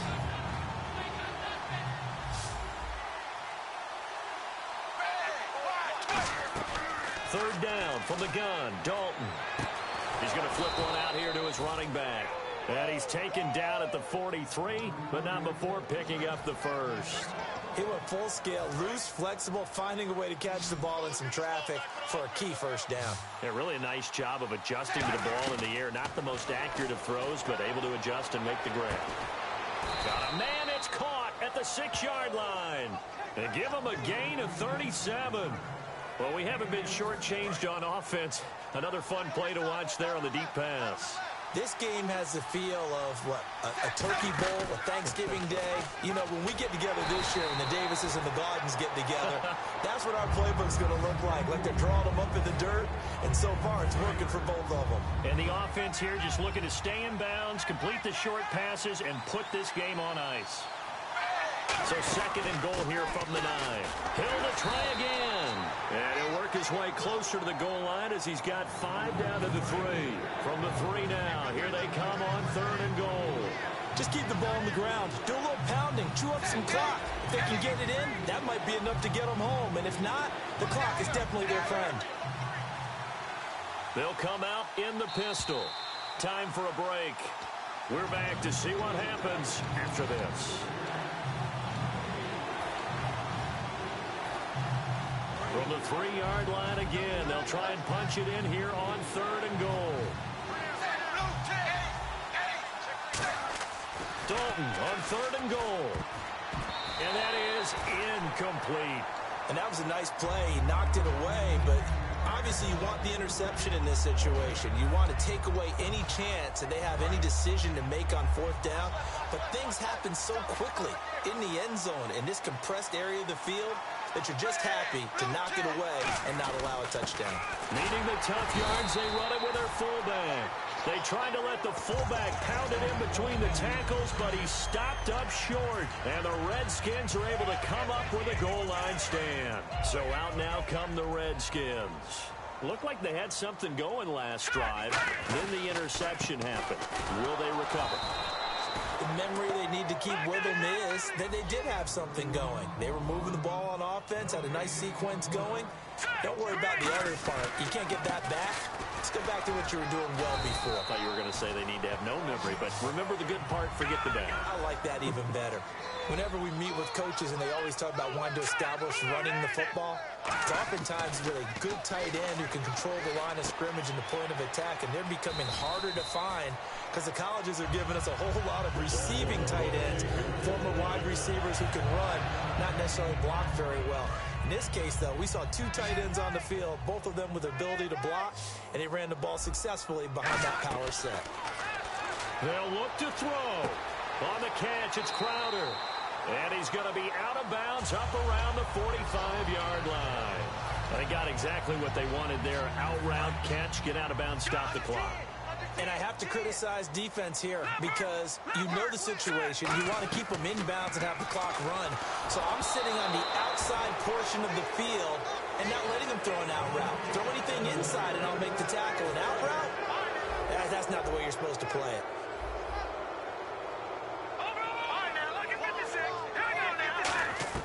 He'll look to throw. This one caught by Crowder. And he'll get this one down near the 20-yard line. An excellent pickup of 34 yards. There will always be a place for methodically marching the ball downfield. But when you can pick it up in big chunks and strike like that and have explosive plays, that's often the difference in winning and losing. Those types of plays that can knock a defense off balance, that'll drive a team towards a victory.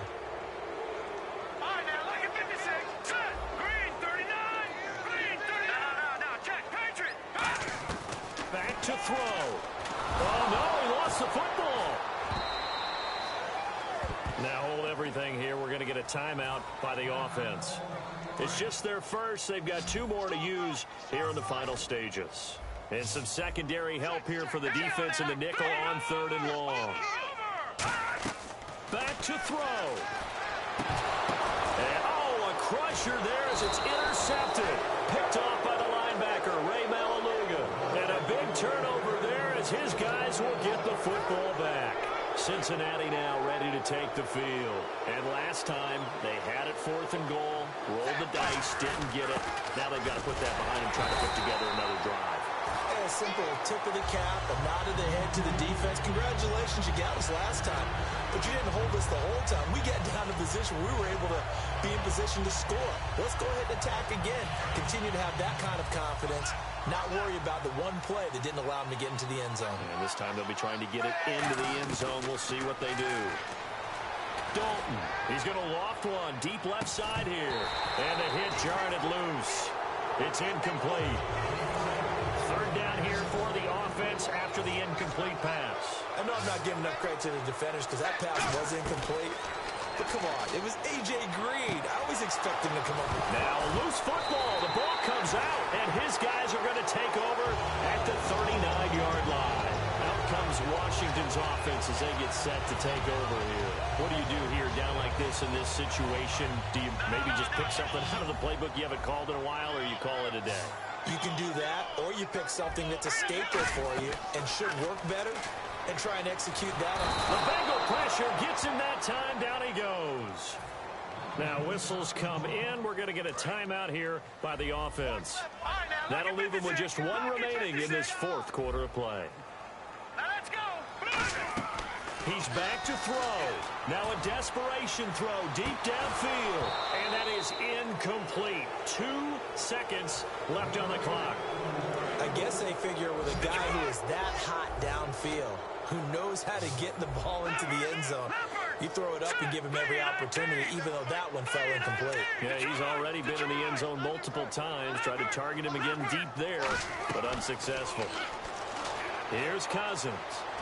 He's got time in the pocket, and it's incomplete. So their final drive comes up empty, and with that, the ball game is over.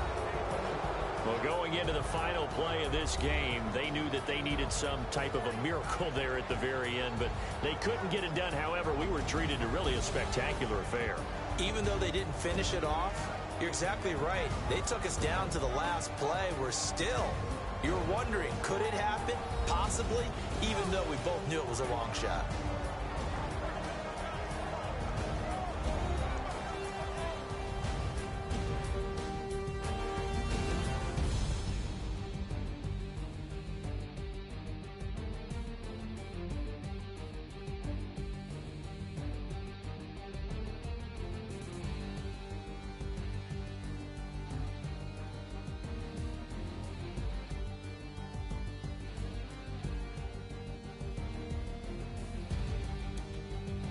So that's a wrap for Charles Davis. I'm Brandon Gaudin, and this has been a presentation of the NFL on EA Sports. For more, check us out at easports.com.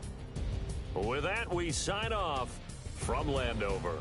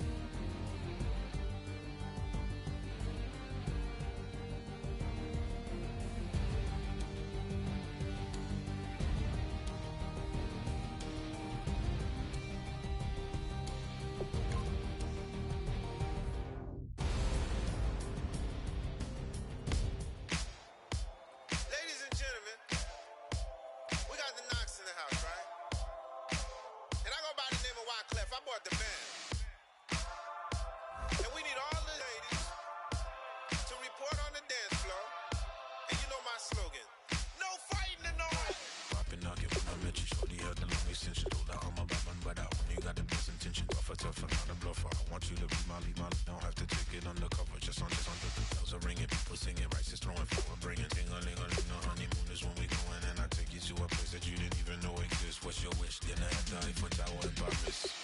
Shot us in the basement party, yeah. Turn into the greatest party, yeah. Never see my baby coming.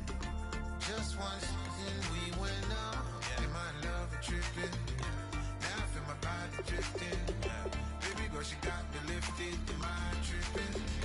She's so. Excuse her while she kisses the sky. Excuse her while she kisses the sky.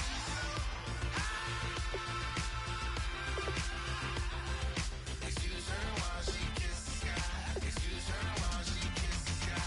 Jaws dropping when she walking, kind of thing that happen often more than just a little. I be shutting down the city, black the latest gears. When she wear, you see that sun in the air. Fashion week all year, throwing money in the air. Just happy with my lady, other girls they wanna hate her. It comes with the territory, ball players wanna date her. All we got is loyalty, I'm treating you like royalty. I'ma spoil you every day of the week.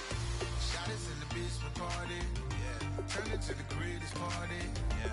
Never see my baby coming.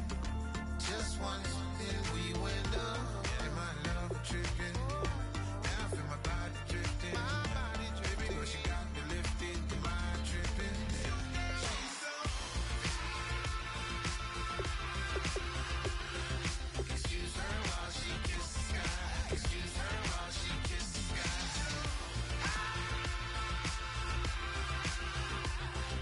Excuse her while she kisses the sky. Excuse her while she kisses the sky. Hey baby, baby, hey baby. Hey baby, baby, hey baby.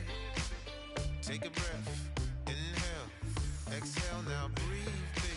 Hey baby, baby, hey baby. Hey baby, baby, hey baby. Hey, inhale, exhale. Let's take a breath and breathe, baby. Excuse her while she kisses the sky. Excuse her while she kisses the sky.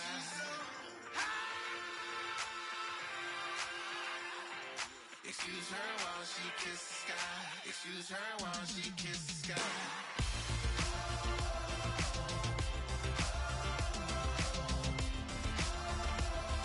Excuse her while she kisses the sky.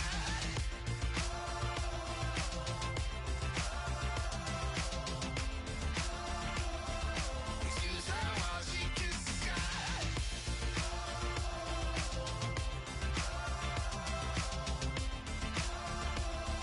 Excuse her while she kisses the sky.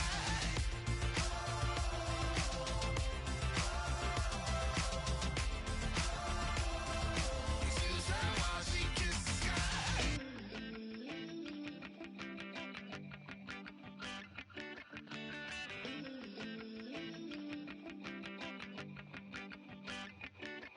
Ooh, love, it's in my bones, it's in my soul. You're never gonna break me down, oh no. I've got gold running through my veins. One shot, straight to the heart. No, I won't drop. You're never gonna slow me down. I've got the energy of a tidal wave. You don't gotta believe in me. I know who I wanna be. You don't gotta believe in me. Gotta believe in me. Gotta believe in me. Gotta believe in me. You don't gotta believe in me. You don't gotta believe in me. Gotta believe in me. Gotta believe in me. It's in my bones. It's in my soul. You're never gonna take that from me. No, I'm gonna be who I wanna be. Oh, say what you wanna say. I'll do it my way. I'm swimming in a sea of dreams all day. Nobody's gonna hold me underneath. You don't gotta believe in me. I know who I wanna be. You don't gotta believe in me. Gotta believe in me. Gotta believe in me. Gotta believe in me. You don't gotta believe in me. You don't gotta believe in me. Gotta believe in me. Gotta believe in me. For me to give all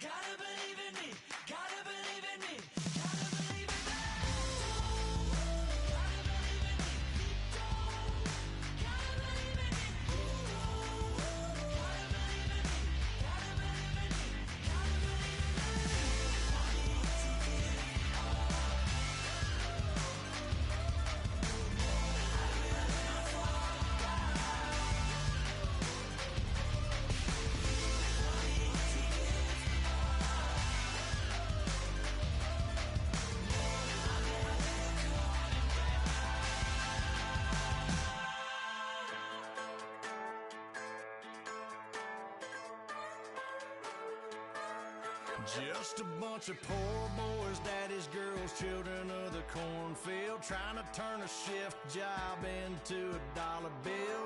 We wear the muddy boots, stay true to how we're raised. Ain't nothing about us fake. You know we're straight out of that dirty south, dirty roads. Nobody got no money, got them signed up pickup trucks, whistling at them from the country. Yes, sir. You know we're straight out of that long week working now. Everybody wanna party all night long, bonfire on the back 40 in the middle of nowhere.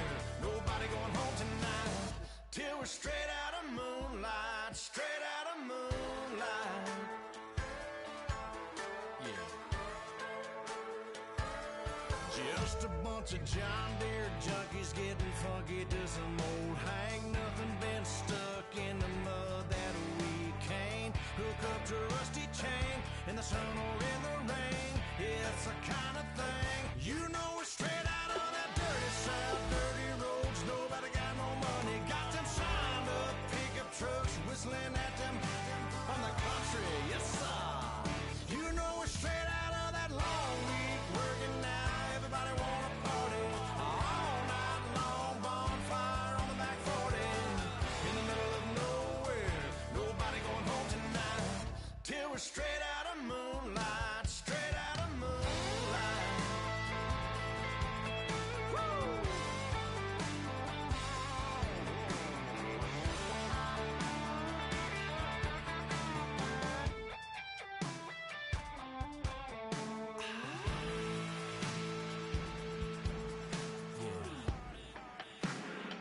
You know we're straight out of that dirty south, dirty roads. Nobody got no money, got them signed up pickup trucks, whistling at them from the country. Yes, sir. You know we're straight out of that long week working now. Everybody wanna party all night long, bonfire on the back 40 in the middle.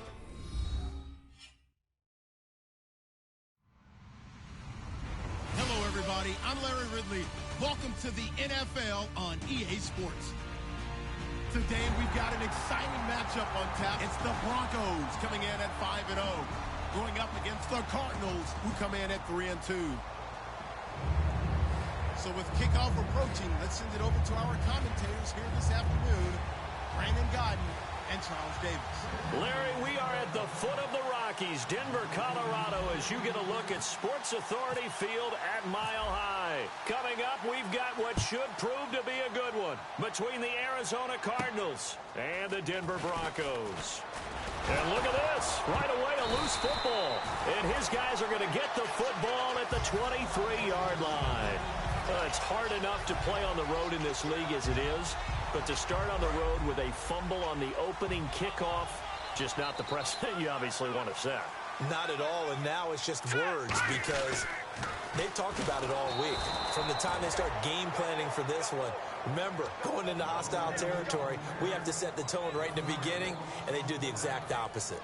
When I watch plays like that, I give a lot of thanks that my DNA did not make me an offensive tackle, because that is a very difficult job, to hold your block against a really good defensive end and hang on to it so your runner can get to the edge and do it without holding. I don't know that that's really possible for very many people. On second down, Lynch. And Green with a catch left side. That catch good for 5. It's third down. The offensive lineup now, and the guy we highlight, Emmanuel Sanders. You can use him in any spot as a wide receiver. In the slot, out wide, it doesn't matter. He just makes plays.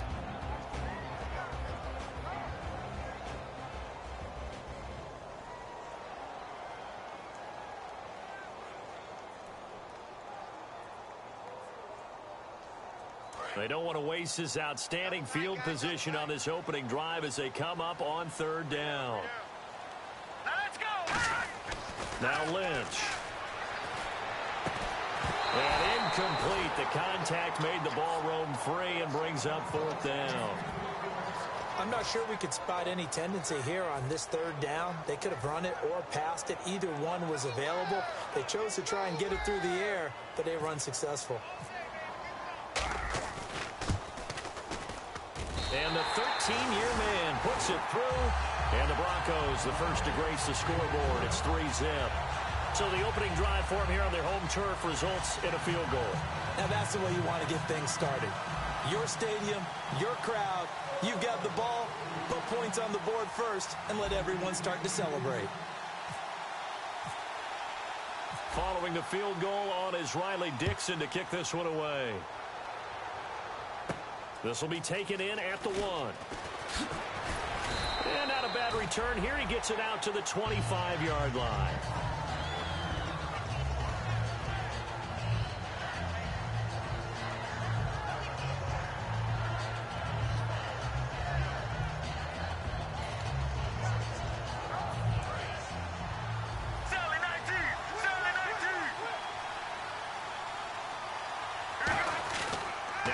Fake here on first down. Oh, he's going to air it out right away. And it drops down incomplete. Thought he might have had it. Instead, second down. The inaugural drive for this offense today, and the guy we're going to talk about, Michael Floyd. Starting to develop into a #1 receiver, a guy that you'll count on downfield.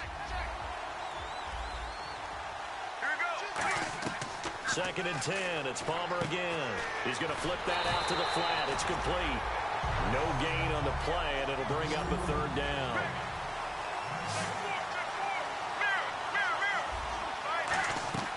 On third down, Palmer. Into heavy traffic, and it's intercepted. A great read, and it's picked off. And he returns it into enemy territory down to the 45-yard line. Now this Broncos offensive unit ready to head back out onto the field. And they're not going to play this conservative, I don't think. They had a field goal last time, and they're up, but they're looking to put a drive in the end zone. Oh, I agree with you totally. No one goes out on the field and says, all right, let's just settle for 3, except in certain situations, trying to ice a game, that sort of deal. Most of the time, it's end zone, and that's what you're thinking, and I believe that's exactly what they're thinking as they begin this one. Yeah, no quarterback ever goes out there saying, hey, let's get 3, right? Not one that I've ever met.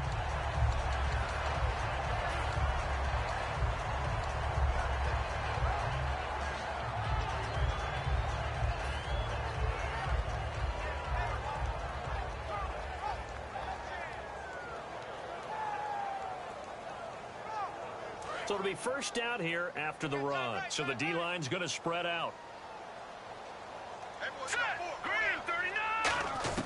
This time Lynch will throw. Green with a catch left side. And he'll work it inside the 30 to the 29-yard line. It's a gain of 5 on the play, and it'll be second down. Let's meet the starters on the defensive side of the football for Arizona. And let's talk about Robert Kimdichie, their first-round pick out of Mississippi. I still remember him coming out of high school. An absolute terror, maybe the best high school prospect in the nation. People look to see if his motor's going to run high all the time, because when it does, he is something else. All right, I'm doing my rudimentary math here. That's his 3rd catch here in the first quarter. I don't know if it's just game plan or he's just finding his way open. Yeah, maybe a little of both.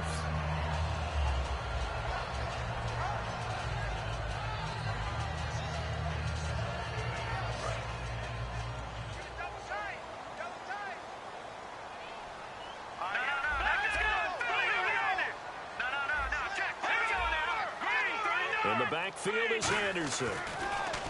Lynch to throw. His throw caught right around the 6. It's a really nice 15-yard pickup, and now it's first and goal.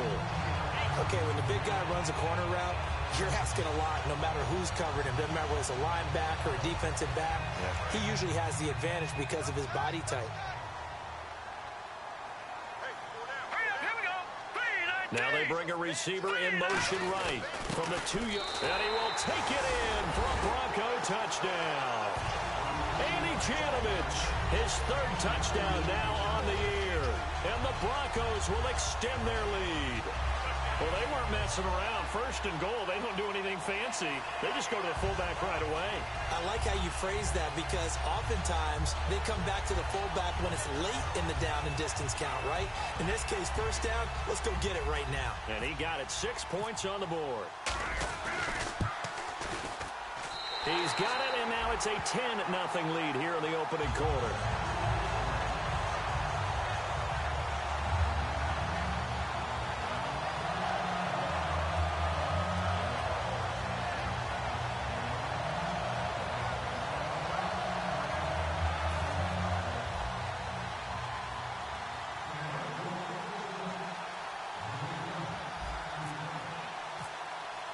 Now after the touchdown, ready to boot it away, Riley Dixon. This will be taken in at the 1. And he's up past the 20 to the 22-yard line. Arizona getting ready to go as they take the field. And following the interception, just any interception, are you a little bit more cautious when you start that next drive, or no, you just throw that out the window? I think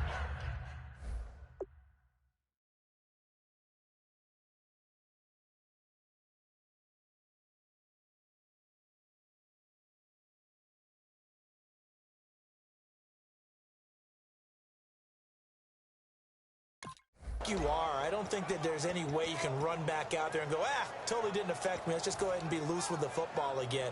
You're going to take care of it, but you have to be careful about being too cautious because now you can't run any offense at all. Still want to attack. We'll see how they attack them here.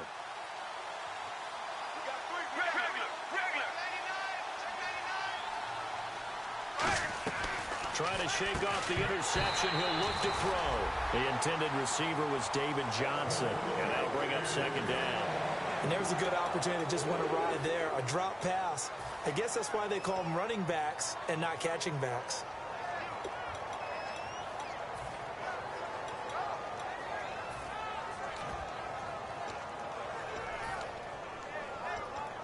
Offense still needing 10 yards. Second down.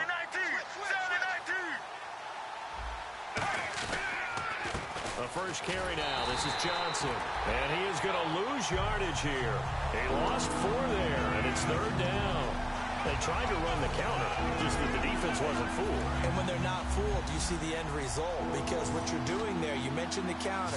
You're using your offensive linemen sometimes to pull or move to influence the defensive front to go in that direction and create the space back in the other side and block it appropriately. But you're exactly right. Didn't move him. Sat there waiting for him and made the play. Well, he just threw an interception last drive. Nearly another pick. And things aren't very even right now, are they? It's a little bit sloppy out there, isn't it? It's kind of the difference between driving on those paved roads and those country roads that have those potholes in them, isn't it? Because that's the way this game's going right now. A lot of bouncy bounce to it. You spent some time on some Tennessee country roads. I certainly have. Plenty of family back there. God love them. The Bronco offense now set to come back out onto the field, and they were able to punch it in the end zone last time. They'll be looking to do that again here for the defense. Obviously, they'll be looking to stop them from punching it back in the end zone. It always is punch-counter-punch, isn't it? And which team has the advantage? Well, let's just go back. Last time on offense, they rolled downfield, got into a good rhythm. You can see a little more bounce in and out of the huddle. You can see the sideline really get into the game. So defensively, you're thinking to yourself, how do we take that away from them? How do we get the advantage back? Let's see what they come up with. I think pressure is always the first way to go. You love pressure. I love it. We'll see if they dial it up this drive. So the run gets them the first, and now they operate with a fresh set of downs. Here we go now. Leopard! Leopard! Where you at? Where you at? Where you at? Who's that? Is that yours? Is that yours? Who's that? They'll throw on first down with Lynch. And a quick throw here. That's complete. 7 yards, the pickup on the pitch and catch. He decided to run a hitch route. It really helped to have a guy who can turn it loose. And, boy, he rifled one in there on that one. Not much run after catch, but it worked really well. Hurry up, here we go. Sanders in motion right. Check that. We'll make this. Back it up, Lynch looking to throw on second. Finding time. He's going to loft one deep. This is caught inside the 15.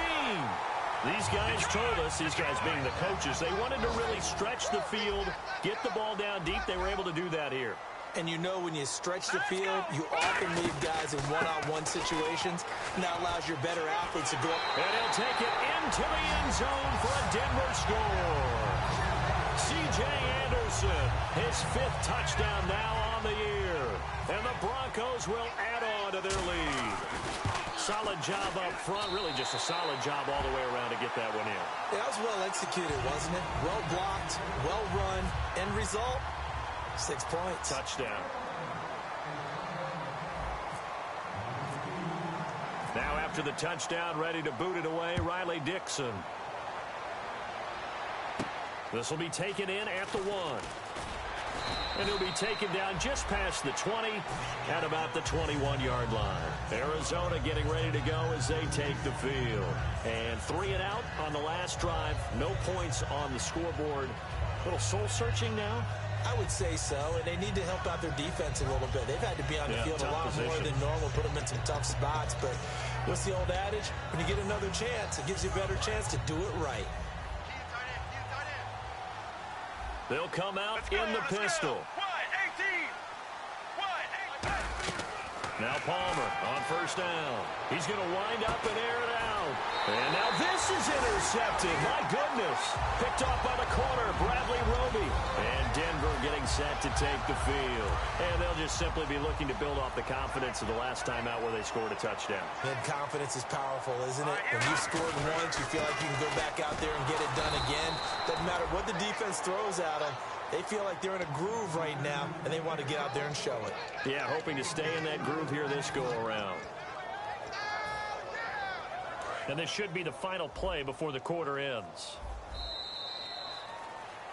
Back alongside Charles Davis, I'm Brandon Gaudin. It's Bronco football to begin quarter number 2, but they face a 2nd and long to start things out.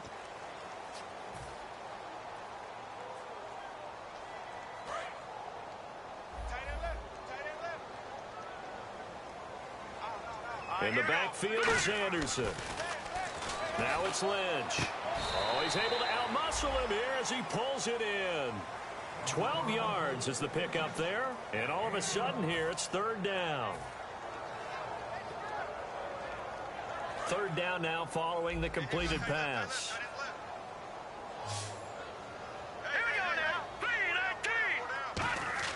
Third and 2. Now Lynch. And no escaping this time as he'll go down. They got him for a sack.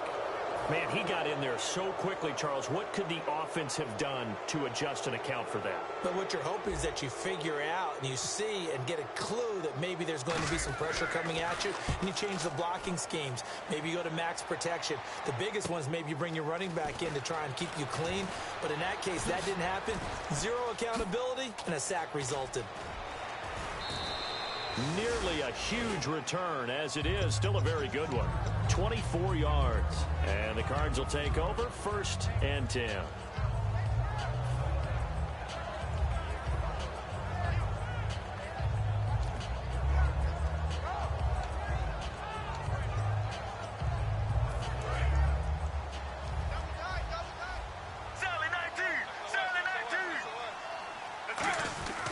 They begin the drive with Johnson.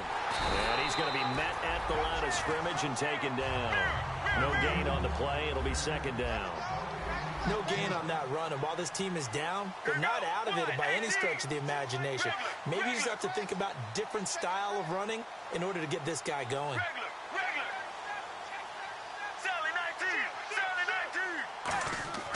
On 2nd down, here's Palmer. He's going to go for a big play downfield. It's caught inside the 25. A huge play there for Arizona. 56 yards. Strength throwing the football downfield has never been an issue for this big guy. I still remember the first time I met him.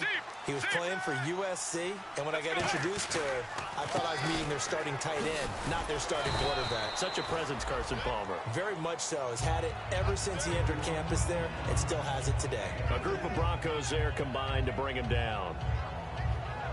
And they're 6 yards away from picking up the first here on 2nd down. They go to Johnson again. And they go the wrong way here. Knocked back to the 20. It's a loss of 2. Now 3rd down. Partner, we're into the 2nd quarter, and I guess you can kind of look at it both ways. The offense, they've got to figure out what they're going to do because they haven't scored any points. But if you're the defense, you're feeling great about what you got going on.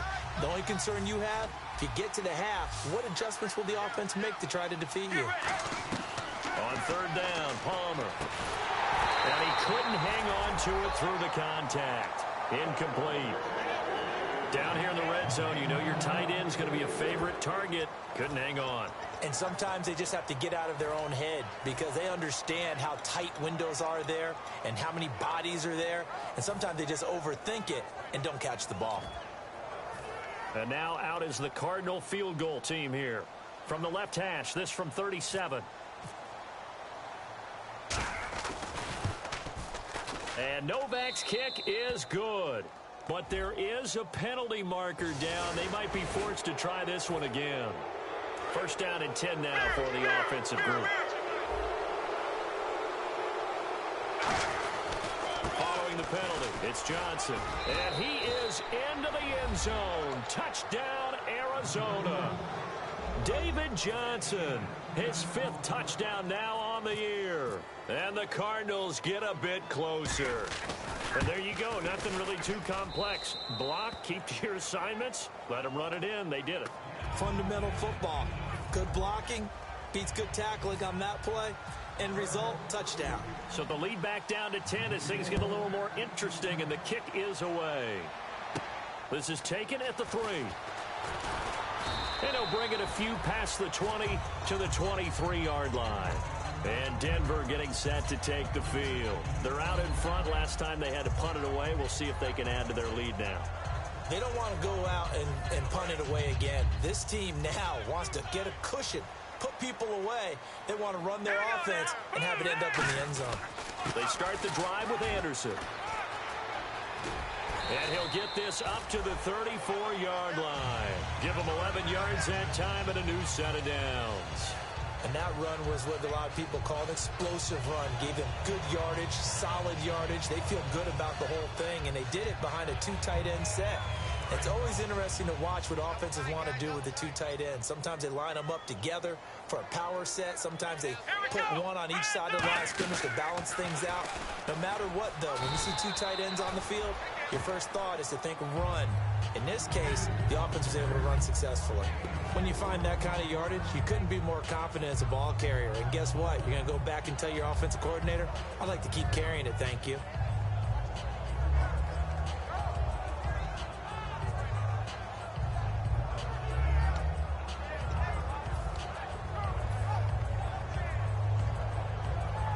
Six yards here to go for the offense on second down. All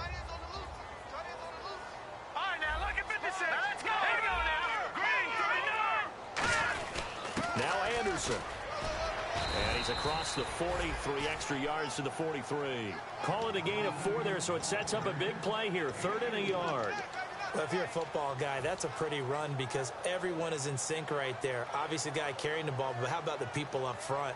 Leverage, athleticism, they created some nice space for him. 2 minutes to go here in the first half.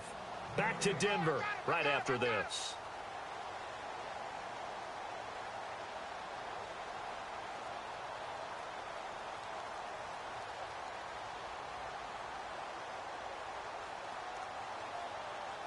And they only need a little bit here. 3rd down and very short.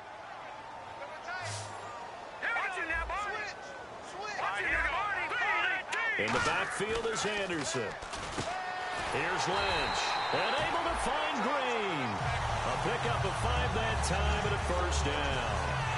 And there's a completion to the tight end. And look at the size of these players nowadays. At that spot, 6'4", 6'5", and up. A lot of guys used to be basketball players, somehow came back to football. And that's really good for the game of football. You're getting better athleticism, great hand-eye coordination, guys who know how to control their bodies when they run their routes. Now it's Lynch. Throwing right side, that's complete. Demaryius Thomas. Give him a couple on the catch. It's 2nd and 8. Good throw, good catch, but I really like the route. The drag and being able to run away from defenders, hard to stick with them for that long. Yeah, better against man than zone, or better against man, because now you're running away from someone and you're not running into a defensive player in another zone. From midfield now, here's Lynch. And down he goes. The pressure getting to Lynch. Robert Nkemdiche in there to make the sack. He buries him for a loss of 10. Now Paxton Lynch on 3rd and long. Looking for Sanders, and it's intercepted. A great read, and it's picked off. And they'll start out with great field position at the 47-yard line in enemy territory.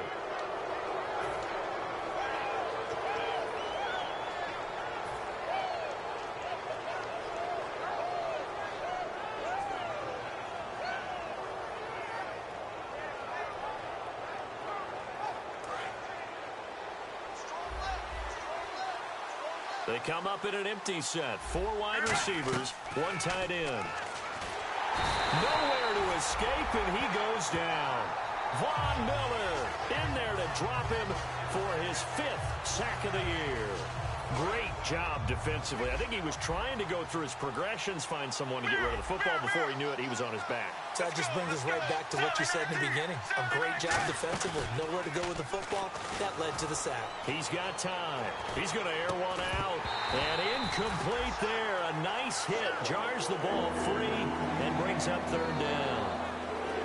And you just know when that play call came in, their eyes lit up, because anytime you get a chance to take a big shot downfield, that's a lot of fun, and they missed an opportunity.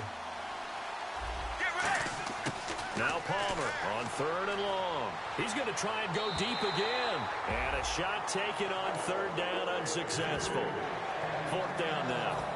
Well, they've had a pretty frustrating first half here offensively, and then just continued there with that incompletion. Yeah, definitely frustrating for them, but heartening for the other guys. Those stop troops, they're enjoying things right now because they made it very... And how about this, a fake? And this is incomplete. A huge gamble, and it does not pay off. And now the Broncos offense, they get set to head back onto the field. And this is a spot late in the clock near midfield, though. Maybe take a couple chances, see if you get in field goal range. You do that if you have trust. And this should be a position now where the great ones, they relish this opportunity to try and put points on the board. Trying to shake off the interception. He'll look to throw. And able to break one tackle, but then quickly brought down. But a nice little gain. Now hold everything here. We're going to get a timeout by the offense. It's just their first, so they'll have 2 remaining here before we get to halftime.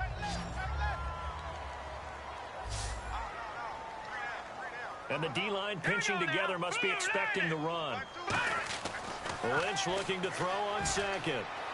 Looking left side and completing it to Thomas. And they'll be inside the 25 now at the 24. Now whistles come in. We're going to get a timeout here by the offense.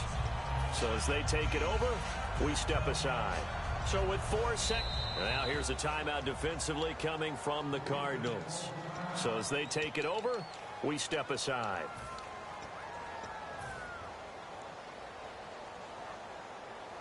Field goal unit not out there. They want 6 before halftime. Final play of the half. It's Lynch.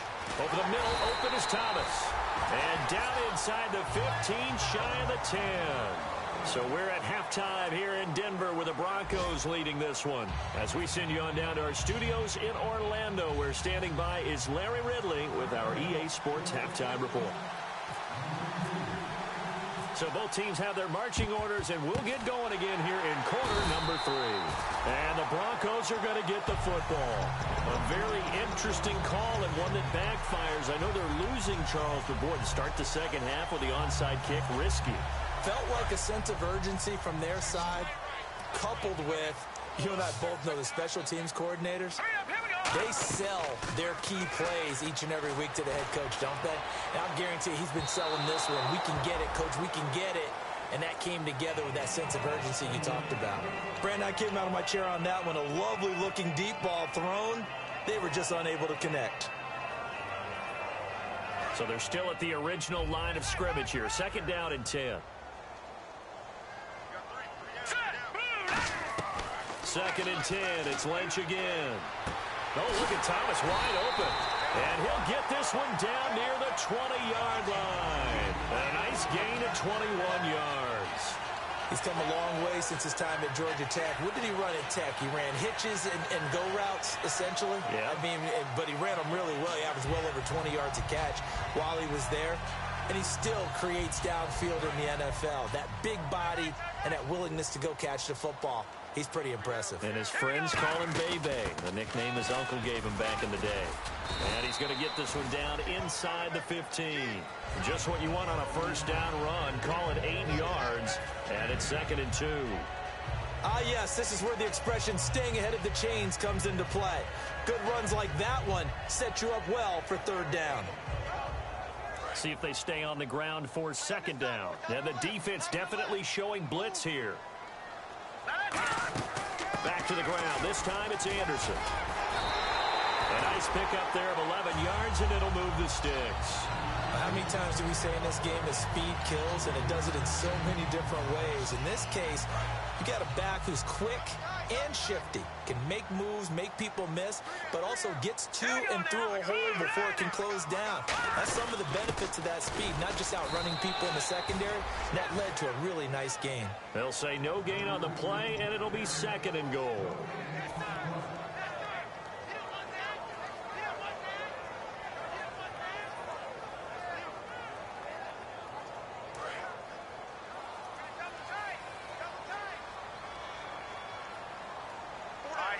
Now they send a man in motion right.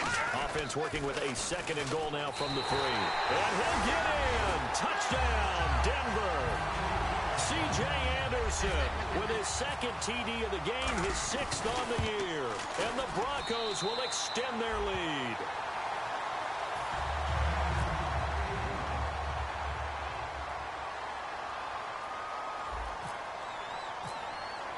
Now after the touchdown, ready to boot it away, Riley Dixon. This will be fielded on the back line of the end zone. A look at the offense now here, coming back out on the road for their first possession of the 2nd half. They trail offense, first time to touch the ball in quarter 3, and we'll see what they can do. And I can't wait to see what they have planned, because some teams script to start a half. Other teams just go, okay, these are the sequence of plays we want to run. These things worked well for us. And sometimes they throw in that big chunk play right away. Shocker. Try and get after them early and try and create a big play to give themselves some momentum. See what they have up their sleeve.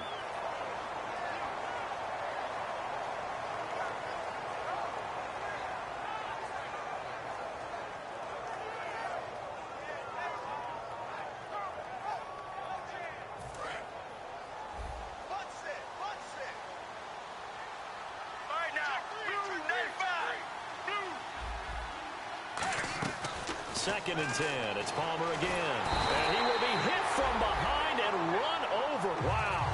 Calling a loss of 5, a big sack to bring up 3rd down. Well, it was 2nd long. Now it's 3rd and even longer. They're going in the wrong direction here. Because they're moving exactly the way they want to, but you're exactly right. Definitely going in the wrong direction for the offensive guys. And the Broncos go to a nickel set on 3rd down. Yeah, they've got an extra DB out there. Now Palmer. It's brought in complete. It's John Brown. They needed 15. They got 16 and a 1st down. And the offense moving quickly to the line. And that's one of his advantages of a passer, is it not? With his height, setting back there in the pocket, firing it over the middle, he can really see everything clearly. It is, and I know that. And no escaping this time as he'll go down. They got him for a sack. It'll be a loss of 7 on the sack, and it brings up 2nd. Well, they go play fake. The problem is nobody was faked out. And when no one's faked out, what's the end result? Quarterback gets hit.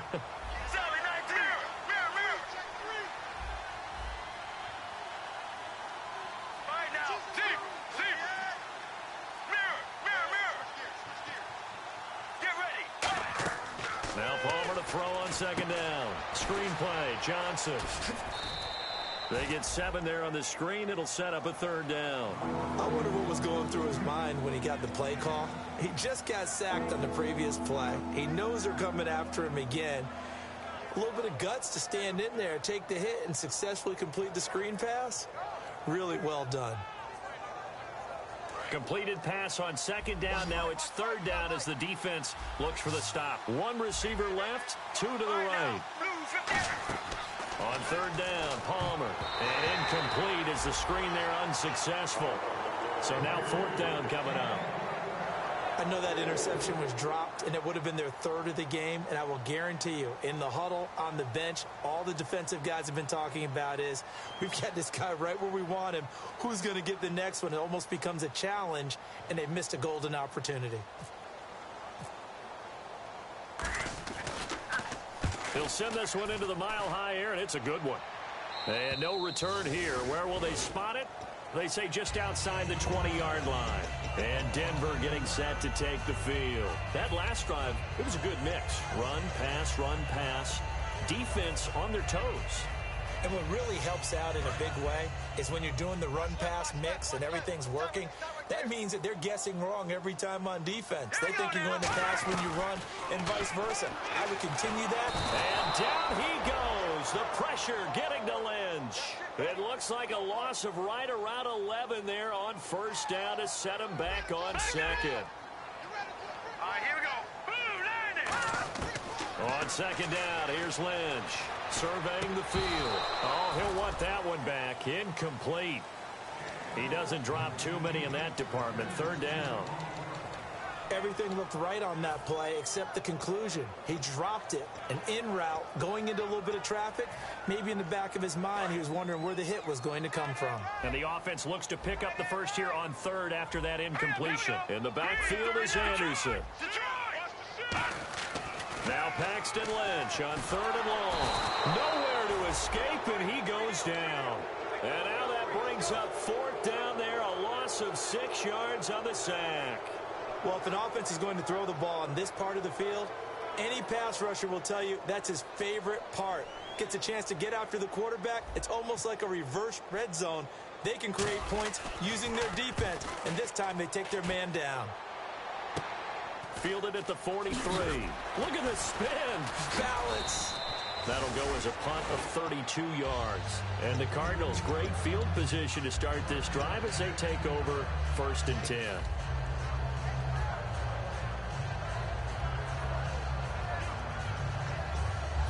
Really nice starting field position here for the offensive unit.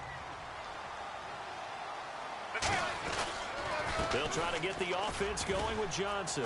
Shrugs the tackle. Nice. And he is going to lose yardage here. A loss of a full 3 yards, and now it's second down.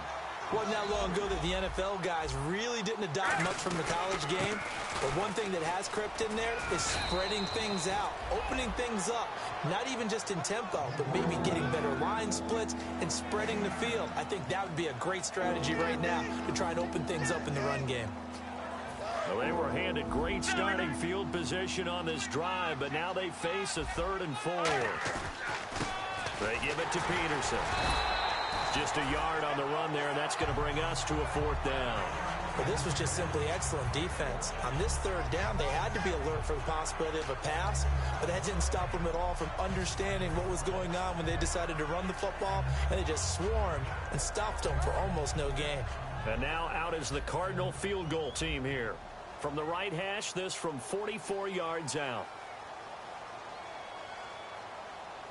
Now hold everything here. We're going to get a timeout by the offense. It's just their first, so 2 remaining as they burn one here in this 3rd quarter.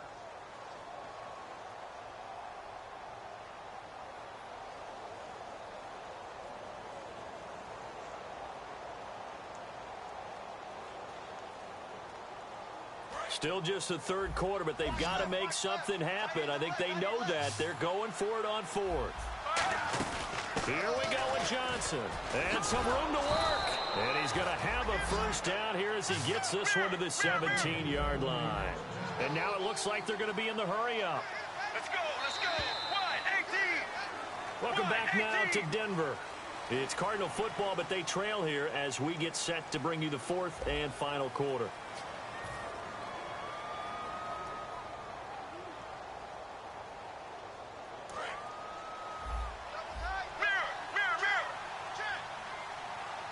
They come up in an offset eye.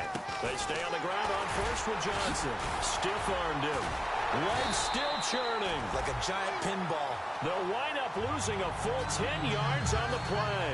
And it'll make this a 2nd and long. Well, that wasn't just a loss. That was a loss of big yardage there. So the sense you're starting to get is that offensively, things are starting to pile up against them. And they've got to find a way to stop that. Conversely, how about the great call by the defensive coordinator? He realized that he's got him on the run a little bit. That call was made to get upfield penetration by his defensive front to try and get into the gaps, get upfield into the backfield, and make a big play. I think that was actually called not so much just to, to get it done that way, but to say, hey, guess what? We're going to be aggressive, and we had an opportunity and seized it. And incomplete. The contact made the ball roam free and brings up 4th down. On any passes in the middle of the field, anyone who's going after the football is going to be conscious that it's probably going to be contested and often physically. Sometimes that leads to drops. And now out is the Cardinal field goal team here. He'll have the win at his back here in the fourth quarter. I don't think this will even, nope, it doesn't even get there. Well short, and this score will stay right where it is. So it's an empty possession there, and you'd have to say it's not like him to come up short on a kick like that. Yeah, and it's real easy for me to say this, but anything in the 40 to 49-yard range should be pretty automatic for an NFL kicker, especially in terms of at least getting it there. So you're right. That is a surprise that this would come up short.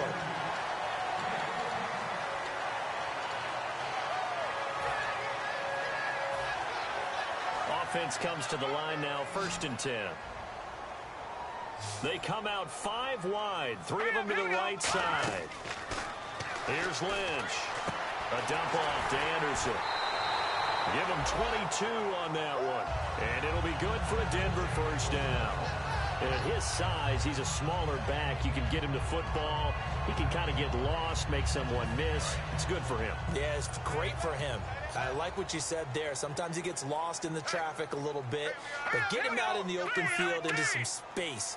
That plays to his strengths the best and keeps him out of it where all the big boys are, you know, make someone miss in the open field. That's going to go as a loss of a yard, and it'll be 2nd down. They're going to hurry back to the line now. Well, in that play, the expression, don't blink, you might miss something, certainly applied. That was fast. Defense diagnosed the play, and it was over in a heartbeat.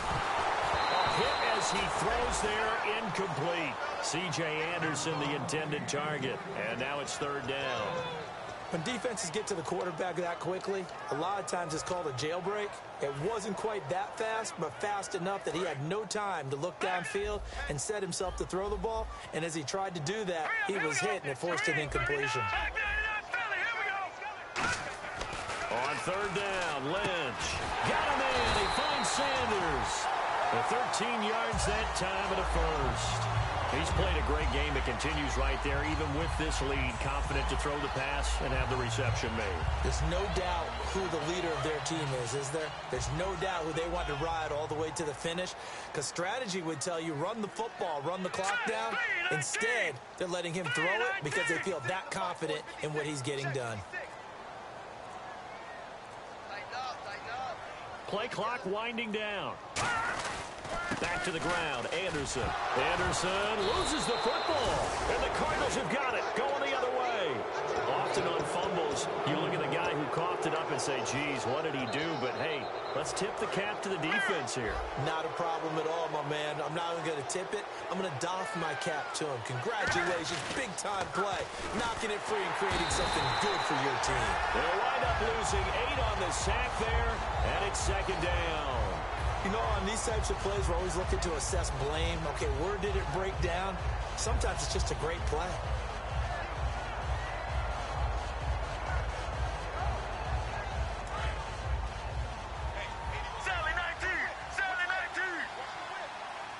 They come out with 1 back and 3 tight ends. There you go, play action with Palmer. He's got, and he goes down. It's a sack. They get him back at his own 3-yard line. Okay, you know my bias is about to come out here. A lot of people think that the offense is just moving in the wrong direction. I'd say they're moving in the right direction because the defense is pushing them back. Former defensive guy. Now, as a quarterback 3rd and long, you really got to rally the troops here, don't you? Yeah, you're doing a big way, and what else do you have to look out for? More pressure coming at you because it seems to be working pretty well. Trying to lay one up deep. And it's knocked away and incomplete. J.J. Nelson, the intended target. And that'll bring up a 4th down. I like the boldness, and I like that they took a shot downfield, but it was well covered, and he was able to get a hand in and knock it away. Now, whistles come in. We're going to get a timeout here by the offense. That's going to leave them with just 1 remaining here in this 4th quarter. Here's Drew Butler now. On, we think, to punt, though he's faked it earlier, but he was unsuccessful.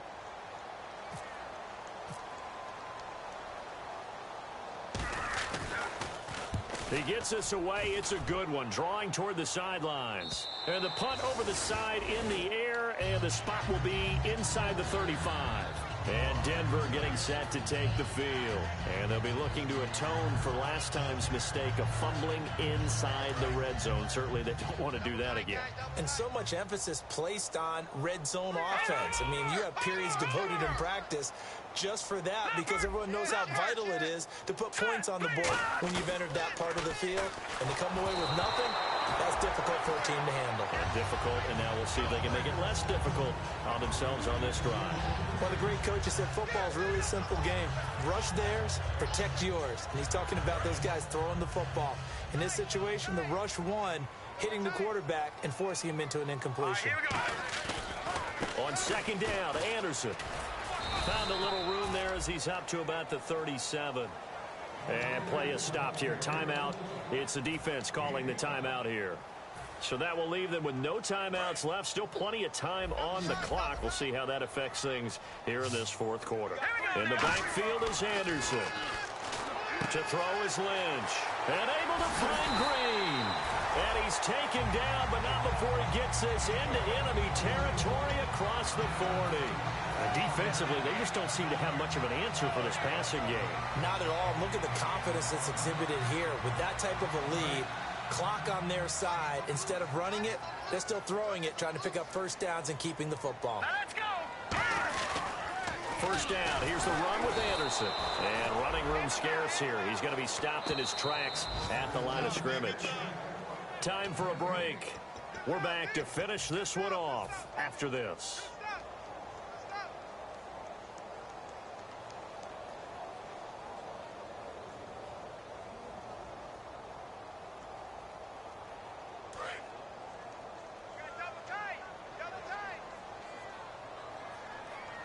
They'll come up now in the Wildcat package.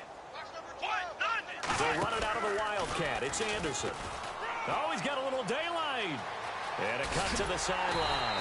And he gets it all the way down inside the 10 to the 5-yard line. That's a big league run. Takes him down inside the 5-yard line. And momentum definitely on the side of the guys on offense. And if you're an offensive lineman, you love to run the football, especially out in the field where there's some space. But I will get you in on a little bit of a secret. Those guys like it in tight, too, because they get matched up and they get to show just how stout they are in a tough situation. They're recommending they run it again. In motion right is the running back.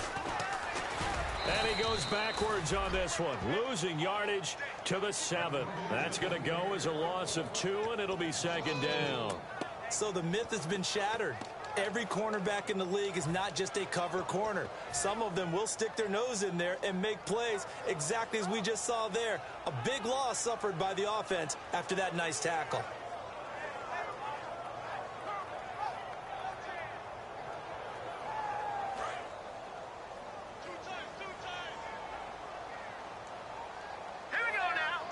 And here now it's second and goal, ball on the 7-yard line. And he is into the end zone for a Denver touchdown. C.J. Anderson with his 3rd touchdown of the game, number 7 on the year. And the Broncos will add on to their lead.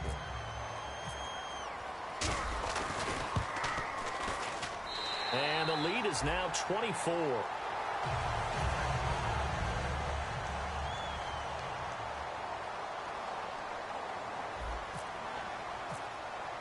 Now after the touchdown, ready to boot it away, Riley Dixon. This will be taken in at the 1. And not a bad return here. He gets it out to the 25-yard line. The Cardinal offense now making their way back out onto the field.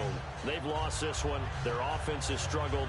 Do they try to put together something here at the end just to take into next week? Yeah, sometimes teams want to do that and coaches want to. I remember one time I was on a team and we were losing late in the game like this, and you knew it was lost. It was over, right? And the coach called a running play and pretty much said to everyone, I want to see something executed well before we get out of here. And that was the message to the team. Just something to build on. Just something to build on, get it done, and maybe we can look at that and say, we'll get better as we go forward. Deep drop. He's going to let it fly. That's caught inside the 20. Touchdown, Cardinals. J.J. Nelson, 77 yards. And the Cardinals cut into that lead. And yeah, that touchdown counts for their team, but I think it counts more for the fantasy guys, doesn't it? Yeah, it's just something maybe positive to look at on film, but this one's over, let's be honest. Yeah, I agree with you totally on that one. Here we go. Homer looking to throw. And now this one's intercepted. A third. He's got a convoy, and he might be gone. Picked off by the safety, T.J. Ward. And they will finally get him as he's all the way down near the 40-yard line. So it would no doubt be a miracle comeback from here, but let's see what they can do starting with the onside kick.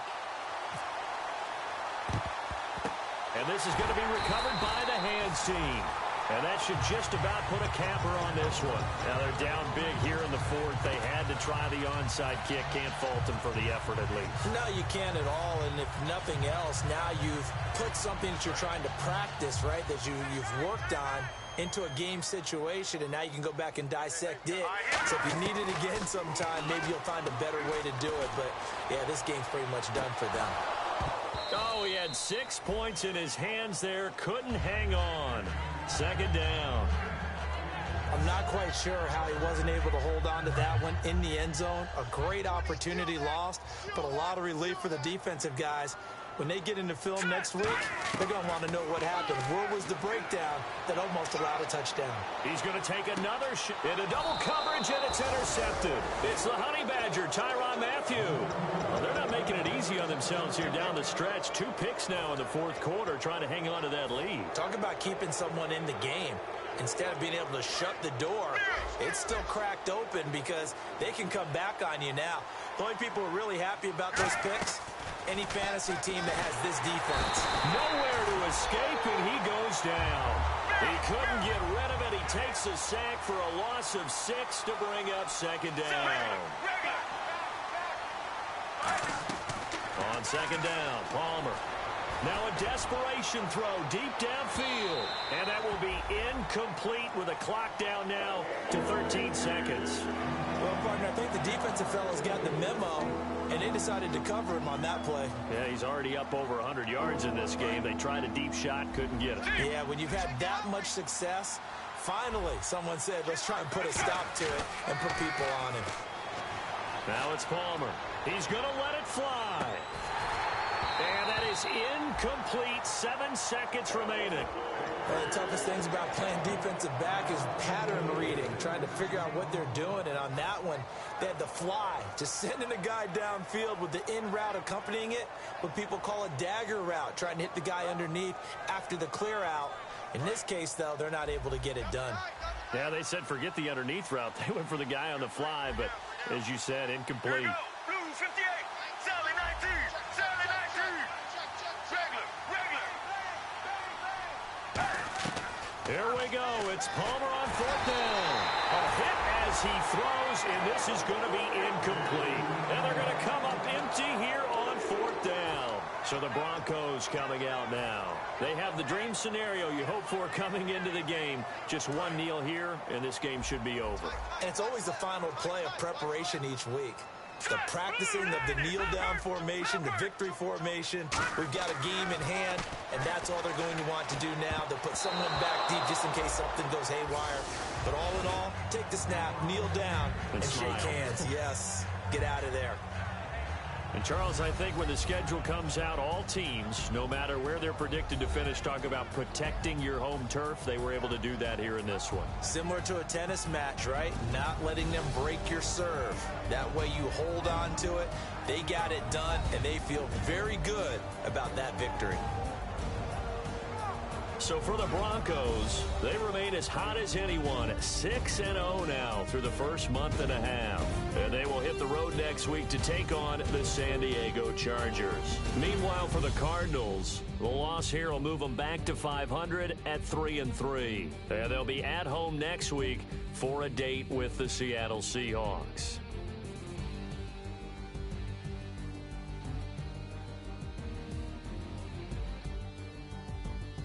So that'll do it for us. For my partner, Charles Davis, and all the hard-working men and women on our crew, I'm Brandon Gaudin. You've been watching the NFL right here on EA Sports.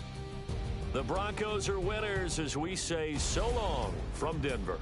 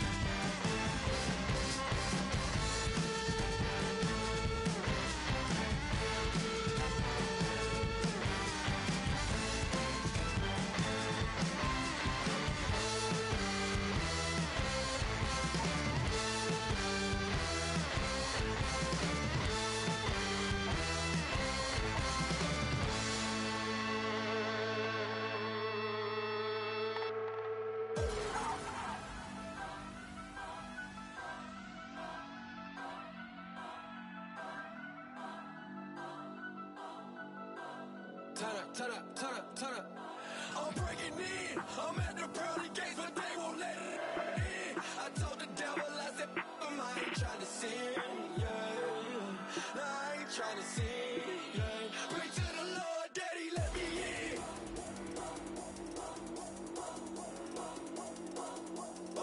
I'm breaking in.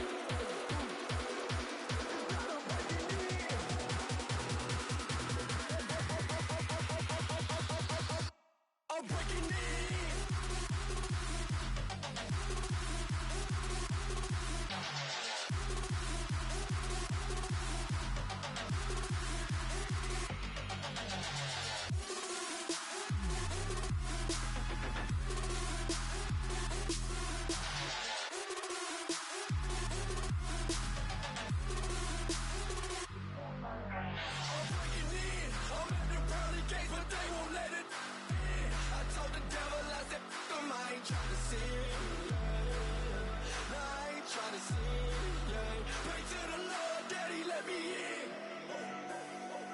Daddy, let me in. If not, I'm breaking in. I'm breaking in. I'm breaking in.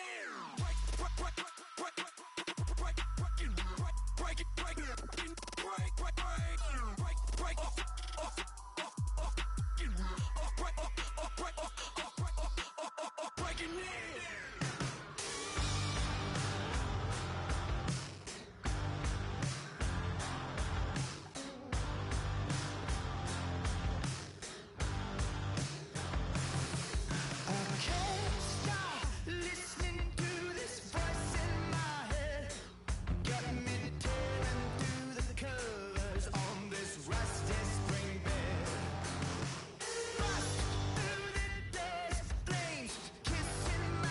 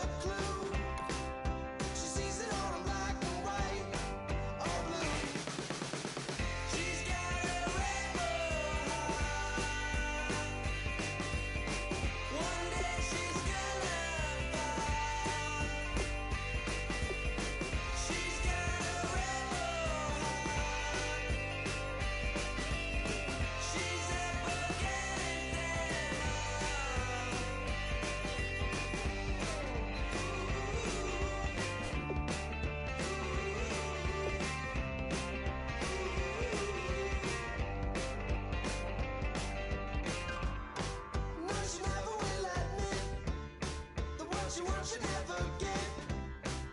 She never knows when to quit. Starlit up the skies. Her heart is where fire lies. Can see it in her painted eyes. She's got a rebel heart. One day she's gonna fall. She's got a rebel heart. She's up against them all.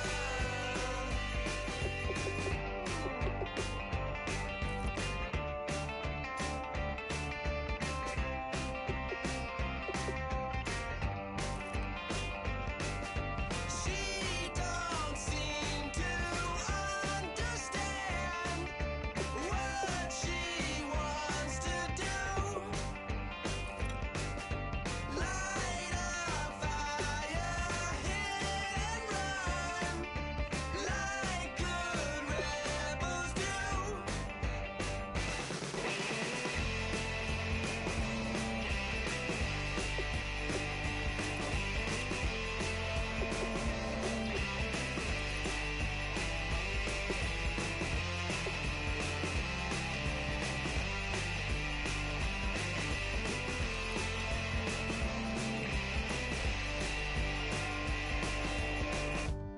She wants to overthrow our love.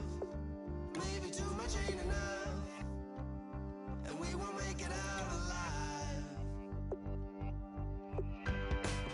She's got a rebel heart. She's had it from the start. Out there on the run again. She's got a rebel heart. One day she's gonna fall. She's got a rebel heart. She's up against them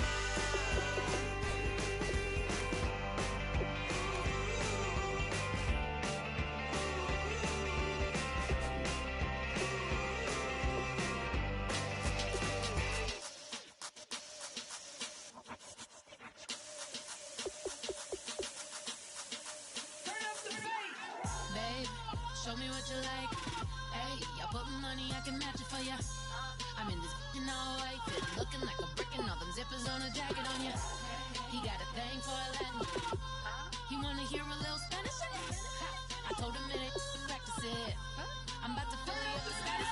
Walk up with the click and I ain't looking like the side in this. I'm the opposite cause I'm the main event and boxing in it. As the time been ticking, I've been out here playing my position. I'm about to get it now. Ain't no one about to block the hit cause someday I want someone to tell me I'm someone doing alright. Somewhere I'll find out someone is the way that one day will be the love of my life, but not tonight though.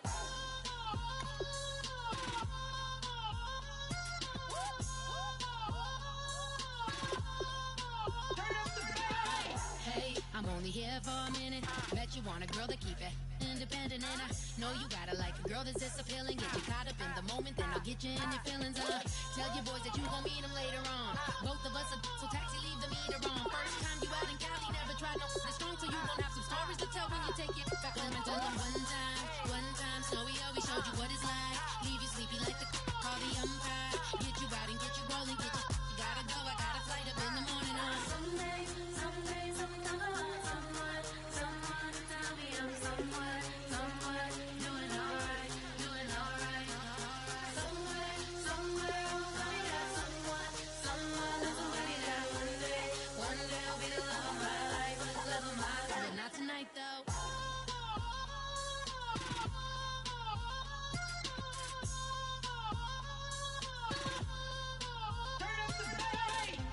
He tryna catch me in my feelings, but he don't know that I'm the though. Shout out to my that can get it independent and ain't looking for no love though. He tryna catch me in my feelings, but he don't know that I'm the though.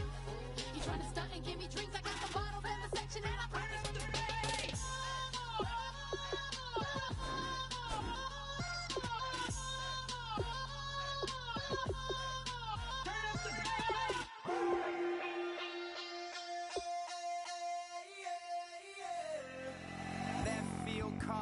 Babe Ruth ball it.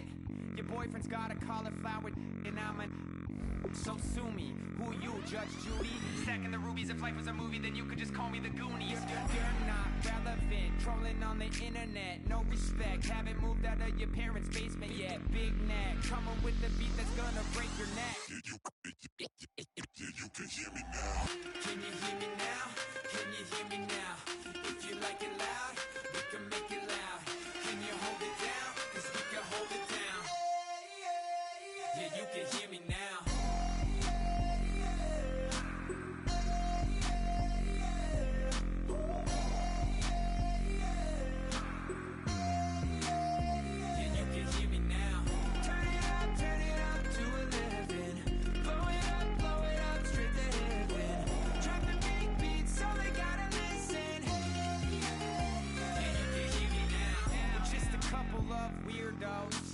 Coming to your city, sending bass into your earlobes, like your bleached out hairdos. We glowing in the dark, got the spark, about to flare the fuse. That's just how we do.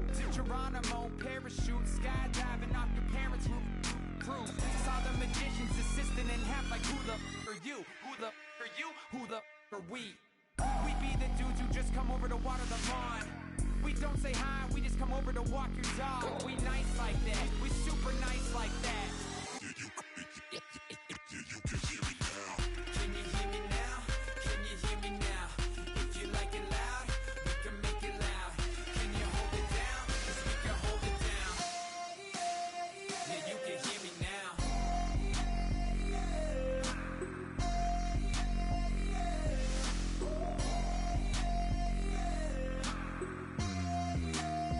Yeah, you can hear me now. Turn it up to 11.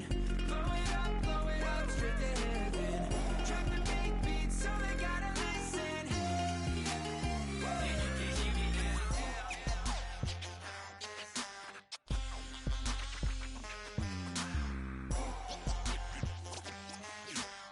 you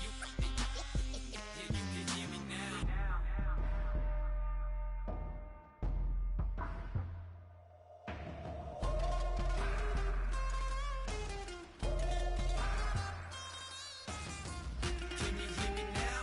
Can you hear me now? Can you hear me now? If you like it loud, we can make it loud. Can you hold it down? 'Cause we can hold it down. Yeah, you can hear me now.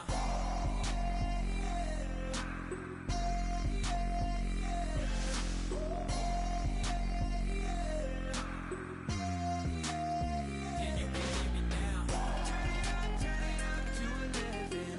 Blow it up straight to heaven. Drop the big beats so they gotta listen. Yeah, you can hear me now.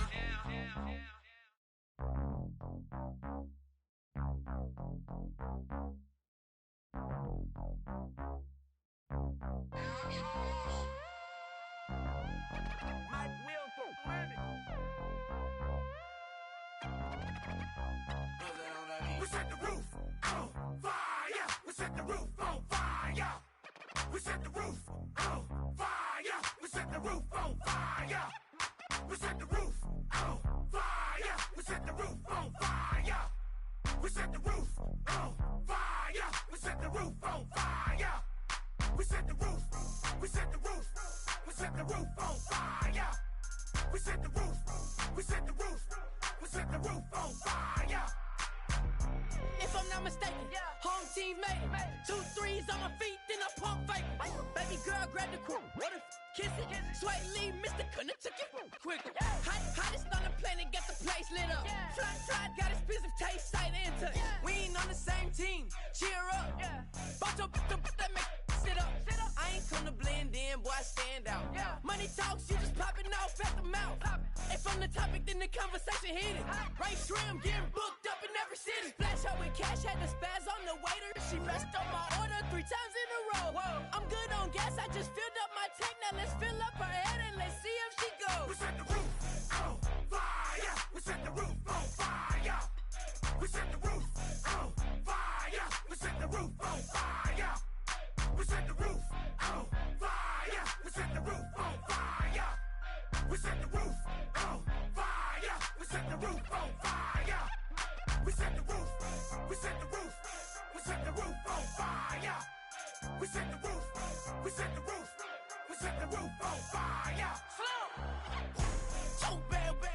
in my bed. Off with that, off with that. Young Slim, get it in my infrared. Come and hit the rain, I just lit the gas. Young wild winning, living fast. Stashing money in a brown paper bag. We set the roof on fire, then we flood it out. We just threw the money up, we ain't even count. Shake it, shake it, shake it. It in my speeder, girl, I'm nothing, messing up my speech. I'm $1 million player, baby, nothing's at my reach. I'm $1 million, like I hit the lottery. Splash her with cash, had to spaz on the waitress. She messed up my order 3 times in a row. I'm good on gas, I just filled up my tank. Now let's fill up her head and let's see if she goes. We set the roof on fire. We set the roof on fire. We set the roof on fire. We set the roof on fire. We set the roof on fire. We set the roof on fire. We set the roof on fire. We set the roof on fire.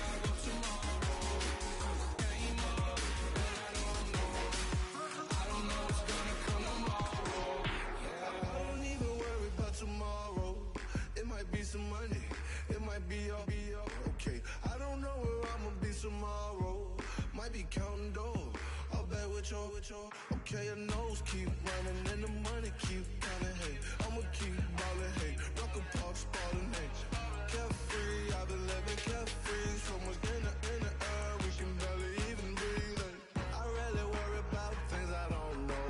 You say I'm living wrong, you ain't wrong, man, alone. Hey, so think about it, it ain't nothing I don't know. All the money that I saw, I don't think I'm ever wrong.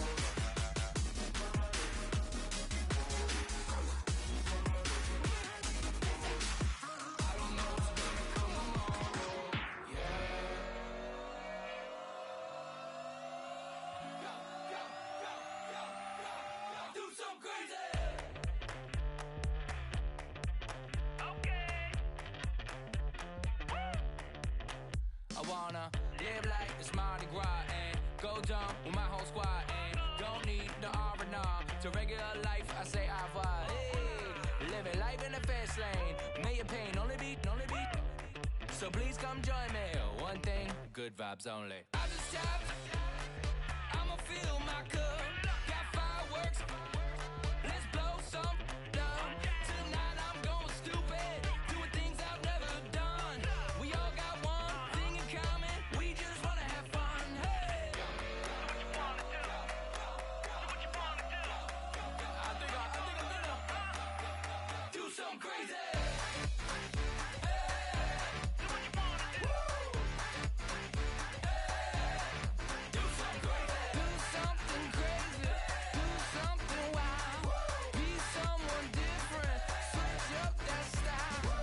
Come by, bring a rack. New grill and a bunch of snacks. And where we going, you don't need a map, you don't need a nap, you don't need jack. Except lots of people, some very loud speakers, cold drinks and good.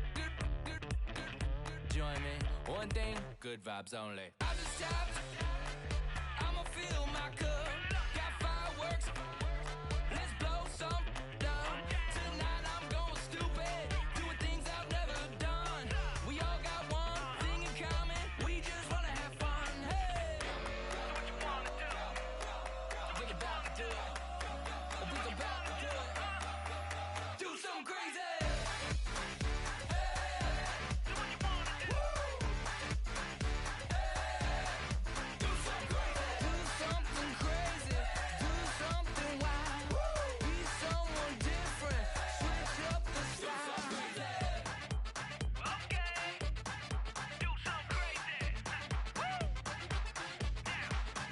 Down.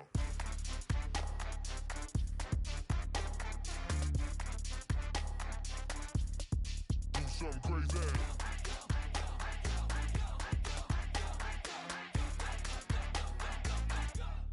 Do something crazy. I just tapped, I'ma fill my cup.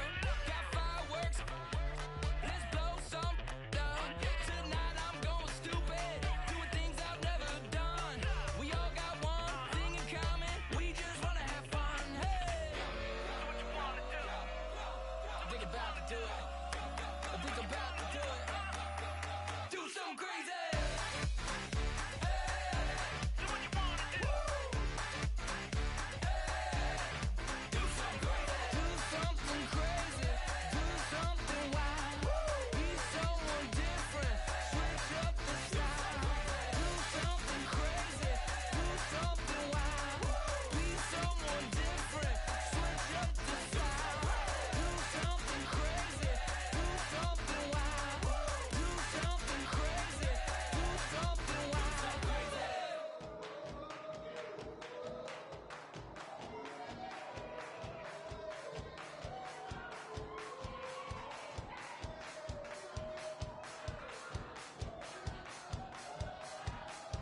I bet you thought that I would lay down and die. Whoa, no.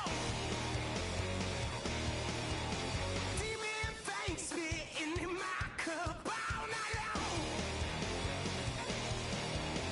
Will your tongue at my throne of power? Oh, no. I never for a second thought that I was dead. Oh, no. I never for a second let you in.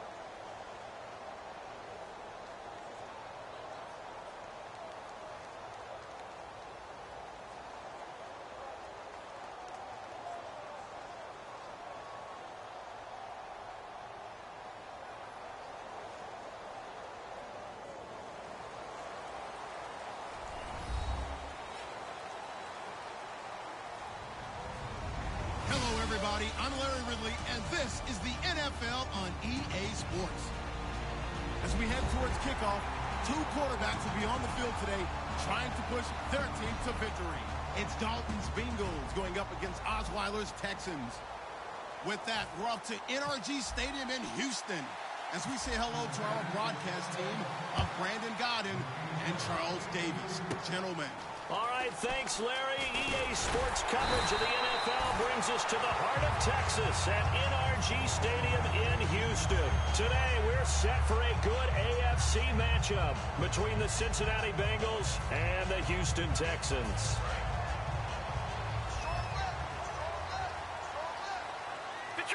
Detroit! Here we go now.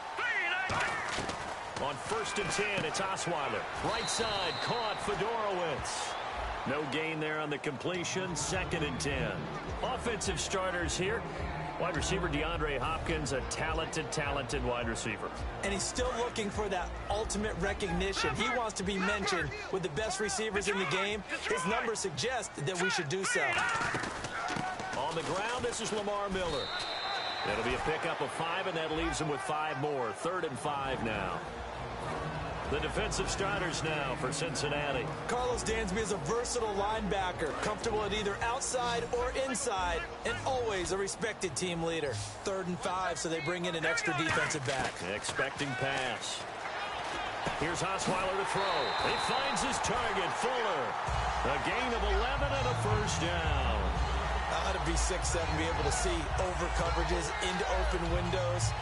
Brock Osweiler just did that with the slant route. With that height, was also a great basketball player. Gonzaga, as you know, actually offered him a scholarship in high school for hoops. Hard to believe he didn't take that, decided he wanted to play football, and ultimately chose Arizona State because of the direct flights from his hometown of Montana into Phoenix, Arizona. Is that true? That's a true story. Allowed his parents to come see him play a lot easier.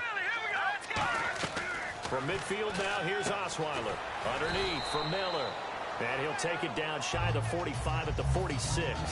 5 yards on the pickup, and that'll make it a 2nd down. I like it, I like it, I like it. Get everyone involved in the passing game, and you know you can create those great mismatches throwing it to your guys out of the backfield. And on the first drive, that can also help establish some rhythm, right? I think so. It gets everyone involved. They feel like they're part of it, and really gets them amped up as they go forward. On 2nd down, Osweiler. And he'll be hit as he releases it, and that'll fall incomplete. It's always tough trying to keep your guy upright when he's trying to throw the football. When you're dealing with those big, bad guys on the defensive front, it's even tougher. And this time, those guys on the opposite side won the battle, getting to the quarterback and knocking him into an incompletion. To throw again is Osweiler. And he's got the completion to Hopkins. That one good for 16, and the drive will continue. I don't care how many times we see it. I still get a kick out of watching quarterbacks and receivers do the pass tree in pregame warm-up. But I always remember that when we go to practices, we see that after practices as well. They really tune it up, don't they? They tune it up. They know why they do it for these situations. 1st down. And they build that trust, and that's why they're able to find him in this type of a situation. And a cut to the left sideline. And inside the 20 before he's brought down. And with a 100-yard performance against Indy, Lamar Miller, his second 1,000-yard season. He's really coming on strong. And with Osweiler not putting up big numbers in the passing game, Miller's really key, isn't it? He certainly is, because he sets the tone for everything. He drives what they do, especially with what he does on the ground, but also he can pass protect when they do decide to throw it and catch it out of the backfield. He's gone from being an accessory piece to the main cog in their offense. That one good for 10 yards, and that'll make it 2nd and a foot or so.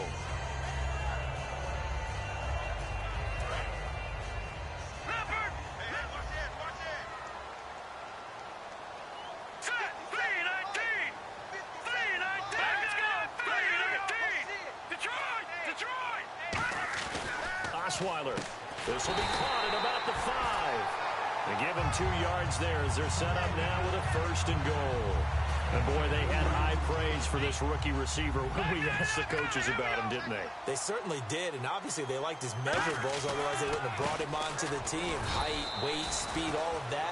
But how about what they really said? Competitiveness. That's what they really liked about him. The way he goes after the football, competes for it, and decides when it's in the air, it's his and only his. Well, just play after play after play on this long drive for the offense. Detroit! Detroit! Set! Green 39! Green 39! Here we go. Second and goal as the offense looks to try to punch it in. And he's in for the score. Touchdown, Texans. Alfred Blue punching it in from a yard away. And the Texans have taken the early lead. That's it. And now it's blocked. This is going the other way. And he gets it past the 30, but not much further than that. And the extra point attempt snuffed down. Well, there's a blocked extra point. I remember playing, and we had one of those go against us. I remember our kicker and our holder told the head coach, just relax, coach. Why are you yelling? Don't worry, it's just 1 point. Oh, my.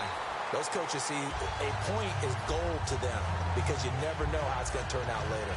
Exactly. That's what I was just going to say. First quarter, we'll see if this has any implications as the game goes on. I still can't believe they told the head coach to relax. Whoa. Bad move.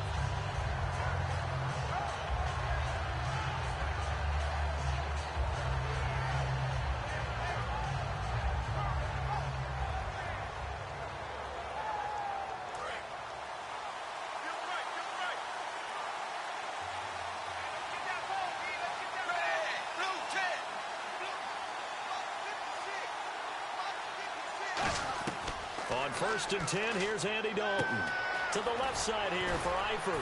And able to break one tackle, but then quickly brought down. But a nice little gain. I know exactly what's going to be said about that play from the defensive perspective. What's that? That's why I tell all you guys we need more than one tackler to the ball. He broke the first tackle. Luckily enough, there were more people there to get him down. Shift together here from the D-line. Dalton throwing on 2nd down. Complete to the right side. It's Eifert. And he'll get to the 29-yard line, brought down there. They get 9 out of that one, and as a result, the drive continues.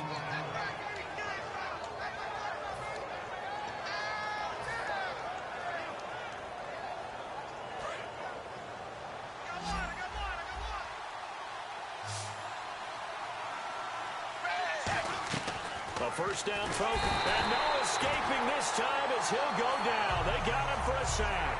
They overload him that time with a safety blitz, and he winds up being dropped for a loss of 7.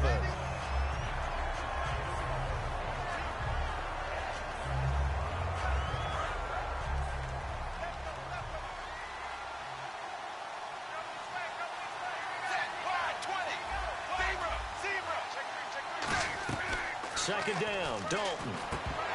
And that is incomplete. Jeremy Hill was the one he was trying to hit there. And it'll bring up 3rd down. And here's the offensive unit, and we highlight a very good guy, A.J. Green. Let's just make it simple. He's a game breaker.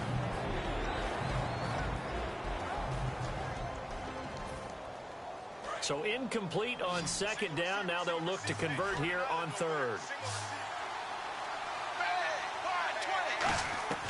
3rd and long. What will Dalton dial up? He's going to loft one deep left side here. And he couldn't hang on to it through the contact. Incomplete. What I loved about meeting with these coaches before the game is we didn't even have to ask any questions. They told us that they were going to be aggressive and push the ball downfield. They weren't successful on that play, but look for them to try it again later.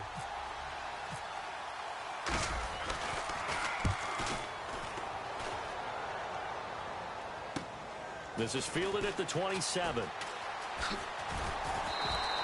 Almost outkicked his coverage there. 48-yard punt, but 10 on the return. And the Texans take possession. And now out comes Houston. And that last drive was very, very balanced, pretty methodical. You think they go that route again? I'm always of the school that until they stop me from doing something, I'm going to continue. And I think that that's exactly what they'll look to do. But the beauty is the balance that they've created sets up opportunities for big plays. Looks like a run, turned into a play. And this throw will be intercepted. Picked off by the Alabama man, Dre Kirkpatrick. And a big turnover there as his guys will get the football back. Cincinnati now ready to take the field. And on the last go-around, they really couldn't get anything going. They had to punt from deep inside their own territory, which means you're going to lose the field position battle as a general rule. What they're looking for now is a little more consistency, move the ball at least a few times on offense, get a couple of first downs, and hopefully flip the field. Yeah, just something to build off of. That's what they're looking for here. 5 yards is the tally on first down. That brings up 2nd and 5. Well, they certainly got dented with that first down run, so now they've got to be back on their heels a little bit as a defense.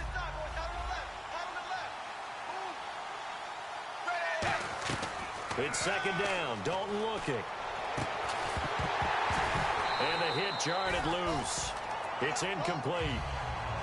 It looked like they had something there, but I think that he was thinking about running with the football before he actually hauled it in, and that led to a big drop.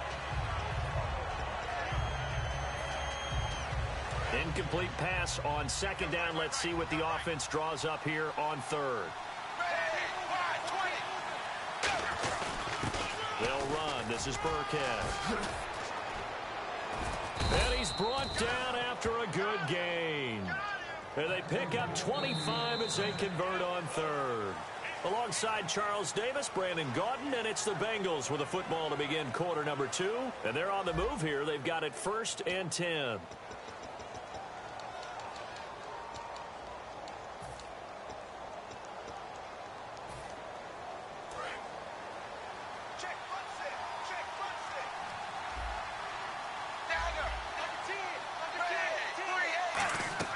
Now Dalton with a 1st and 10. Caught Eifert over the middle. And he'll be taken down across the 50 at the 45 in enemy territory. Completion was given up, but that's why you play zone defense, so that you can have people around the ball when it's caught, and you don't give up much run after the catch. Hill, the lone setback. And Dalton to throw. This one grabbed by A.J. Green. 18 yards the gain for number 18. And those first downs do add up. The offense keeps the ball moving downfield and keeps their defense on the bench, giving them a chance to rest.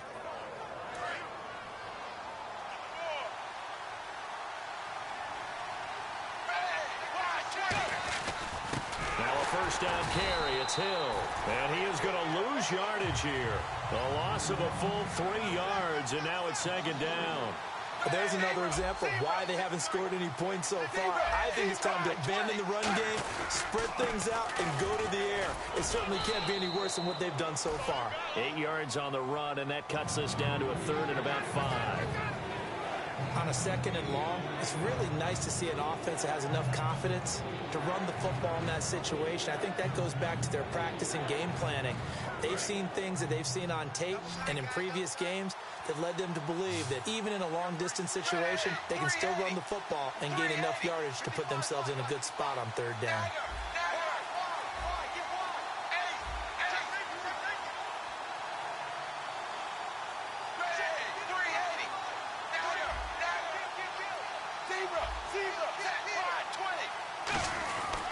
Now Burkhead.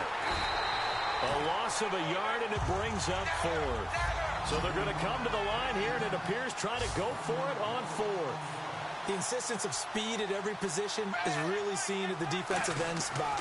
These guys in the old days were often outside linebackers. They just pushed them forward because they wanted to play fast and get to the quarterback or the running backs quicker than ever before. Well, the field goal attempt was well in hand. They had that, but they decided to go for it anyway. Extreme confidence, it looks like. Yeah, but I bet the defense is going to remember this one, right? They kind of rubbed their nose in it. Hill, the lone setback. Here's Dalton. And incomplete. He dropped it in the end zone. Just looking at it from a defensive perspective, when you break the huddle in the red zone, tight end is one of the guys you've got to key on because quarterbacks want the ball in their hands fast in this position. and they want to get it to someone. And in this case, he had the play. They just didn't complete it. On second down, Hill trying to turn the corner, but they string him out and stop him at the line of scrimmage. It'll go as no gain on the play, and now they're looking at a 3rd and goal.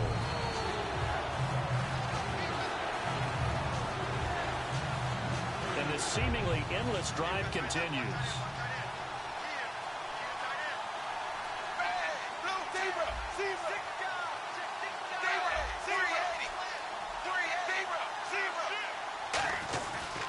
On the run, it's Burkhead. And he'll take this into the end zone for a Bengal TD. Rex Burkhead, an 8-yard touchdown run. And the Bengals draw even, and of course they can take the lead if they hit the extra point. Now Bullock will send this one away after the touchdown. This is taken about 7 yards deep. And no run back here. This will be a touchback, and it comes out to the 25-yard line. Now the Texans offense, they head back out to do battle here. And last time wasn't pretty. One play and an interception. We'll see if they can do better. I want to see if they want to go ahead and throw the ball again now on this drive after what happened on the last one. Throw it on the first play. Give the quarterback some confidence. See what happens. Complete to Mumphrey. And he'll be brought down right at the 30 here. 5 yards on the catch there. Brings up second down. That time they hit him out of the slot on the drag. And that route takes some fortitude from the guy running it because he knows he's going through the briar patch, as I like to call it, right? He's trying to work his way through all that traffic and people wanting to put a little contact on him. Really well done.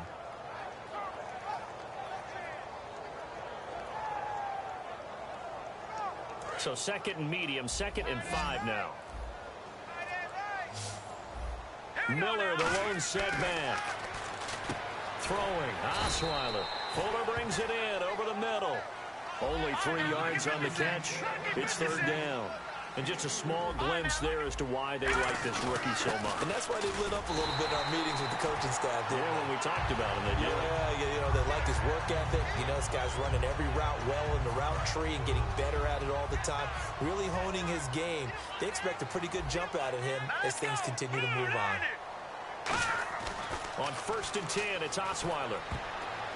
Throwing over the middle, and it's incomplete. Well, a fun league-wide story, no matter who we're covering, is Detroit. Another come-from-behind win for Matthew Stafford and company. They're now 9-4 this year. How about 13 games? 12 of them they've been behind in the 4th quarter. 9, as you just mentioned, they've won. And Matthew Stafford's the key reason why. He has to be in the discussion for most valuable player, the way he's rallied his team. And I'm going to flip it over. There's one other guy we've got to talk about from the AFC side. He had a rough game in his last out against Kansas City. But Derek Carr has had a magnificent year, and the two of them are both playing hurt. Injuries to their throwing hands.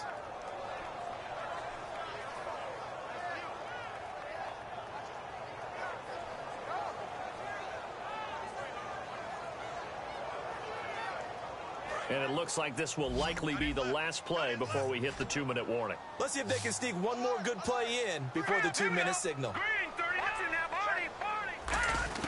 On 3rd down, Osweiler. And he's got the completion to Hopkins. And he's taken down, but not before he gets this into enemy territory across the 40.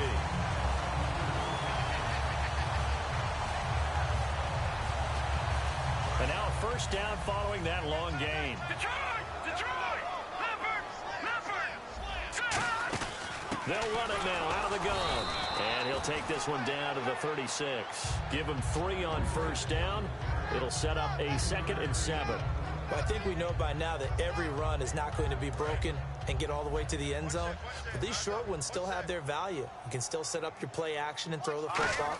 You control the clock because you have the ball and they don't. And often the physicality sets the tempo for the game. A good gain of 14 there, and it moves the chains.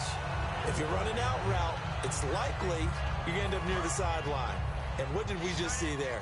Toe tap. You got it. The benefits of practice. Toe tapping, foot dragging, picking it up, and making sure it was a catch. It's complete to Fuller. And they'll bring him down at the 13-yard line.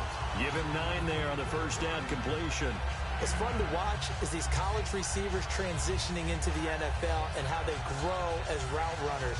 Because a lot of times now in the college game, the spread offenses, there aren't that many routes that they're actually running. Most of the time, they're just trying to find open space and present themselves to the quarterback as easy targets. But in the NFL, you've got to run the entire route. And now the Bengal defense here calling a timeout.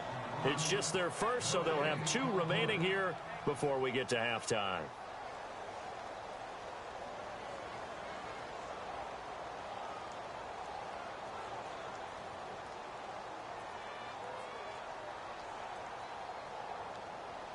And a really long drive here, and it goes on and on. And I see an extra defensive back on the field. Little surprise here on 3rd and 1. They'll try to run for it with Miller. And he will have the first down inside the 10 to the 9-yard line. Everyone understood their role on that play. 3rd and 1. You know, the defensive guys, they're trying to get down and get low and get leverage on the offensive lineman, but they didn't allow that to happen. They created a crease and allowed him to get through for a first down. And a new set of downs here after picking up the first on the ground. They'll try and run for it with Miller. Give him 2 yards on that one. 2nd and goal now. Now hold everything here. We're going to get a timeout by the offense.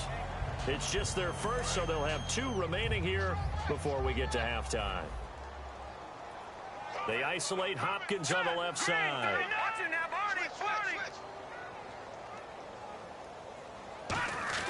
Now they'll throw it with Osweiler. His pass caught at the 4. That throw good for only a couple. It brings up 3rd down. Well, clearly one of his advantages as a passer is his... Now whistles come in. We're going to get a timeout here by the offense. So that means they're down to 1 remaining here as we head toward halftime. Long drive. The defense just cannot seem to catch a break and get off the field. Defense may be thinking pass. They come out in the nickel on 3rd and goal. Now Osweiler. That'll be incomplete as the clock will stop with 14 seconds remaining. So many offense want to include their running backs into their passing offense and be able to swing the ball out or check it down to them. But sometimes those guys are just not as comfortable catching the ball as they are running it. So they kick it through to take the lead. There is a little bit of time left, though, here in the 2nd quarter. And while they're concerned about not giving up a big return or giving up points themselves going into the half, how good do they feel, though, putting points on the board themselves right near the end of the first half? The Bengal offense now gets set to head back out onto the field. And with time quickly fading here in the 2nd quarter, not sure how aggressively, offensively they want to play this. I think we'll find out just how much they trust their guys in this situation if they decide to take a shot. He couldn't quite hold it. Got hit. Ball pops out. Incomplete. Well, partner, I guess that answers the question about whether they're going to sit on it or not. It does. Now we'll see if they try that again. Yeah, I think what we find on plays like that, when you take that shot, if you're unsuccessful, then you go way more conservative to finish the half, you know? I think that's the way they'll go. And that is incomplete. We have hit halftime. Still 2 more quarters to go. We'll take a timeout. We'll be back after this. You're watching the NFL, and it's on EA Sports. It's in the game. And on the return, here comes Adam Jones. And he'll get it up to about the 26-yard line just across the 25. The Bengal offense now with a football first here to begin quarter number 3. They're down here, but very much in this game. What's the tonality of a coach's talk when a game is within striking distance like this at intermission? Typically, what they're doing is emphasizing the things that went well in the first half and wanting more of that. Sure, you've got to go over some of the errors and clean up some things because there's a reason you're down. But overall, I think they want to stay positive, stay up with this team. We're just starting the second half, and we've got the football. Let's go ahead and punch it in, and then we'll take it from there. See how that recipe works. Hill, the lone setback. Now Dalton with a 1st and 10. He's going to loft one deep left side here. So they took a shot on 1st down, but couldn't connect.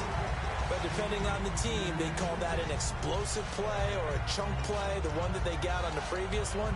They tried to go back and get another one, didn't they? They did, but unsuccessful on that 2nd attempt. So 2nd and 10 here.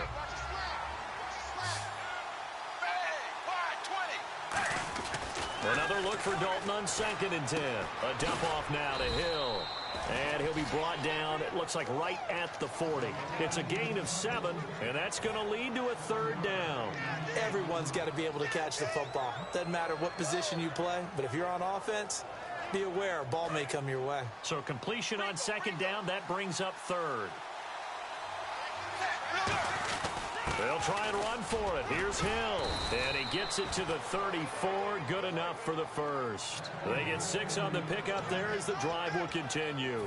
On 3rd down, that's a good job of situational football and understanding where the first down marker was and getting there. Here we go. Now a direct snap back to Hill.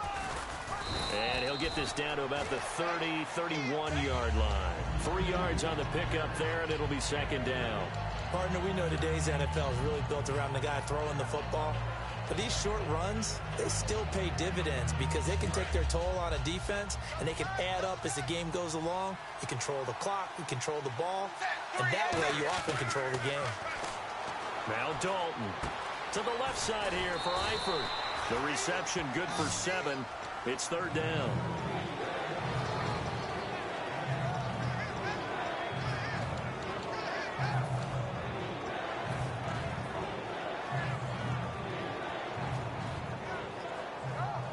So just 1 yard to go here on 3rd down.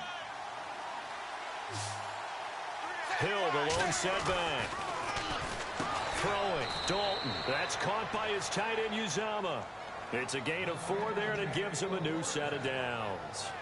And when you're playing a quarterback with some experience and some moxie, you enter the danger zone when you decide to blitz him, because if he's able to diagnose as he did on that play, he can hurt you downfield. He reads defenses so well, doesn't he? He really does, and the best part about that play for him, I don't think that was his primary target. I don't think so either. I think he had the read, figured out where the blitz was coming from, and went to a secondary target for a really nice game. A pretty good coverage there, and both of these defenses, they've had good coverage throughout this one. No doubt about it, and in today's NFL, where we're used to a bit more scoring, this feels almost like a well-pitched game in baseball on both sides, where the tension continues to build. Who's going to make the big play? This will be caught at about the 3. And he will take it on in for a Bengals touchdown. Tyler Boyd from 21 yards away. And the Bengals are going to jump back in front. And his kick is right through. Now Bullock will send this one away after the touchdown. This is taken about 7 yards deep. And he'll take it back to about the 19-yard line. Now we take a glance at the offense as they work their way back out for their first possession of the second half. They're down in this game. A chance for the offense, though, to put something on the board, get some momentum here in half 2.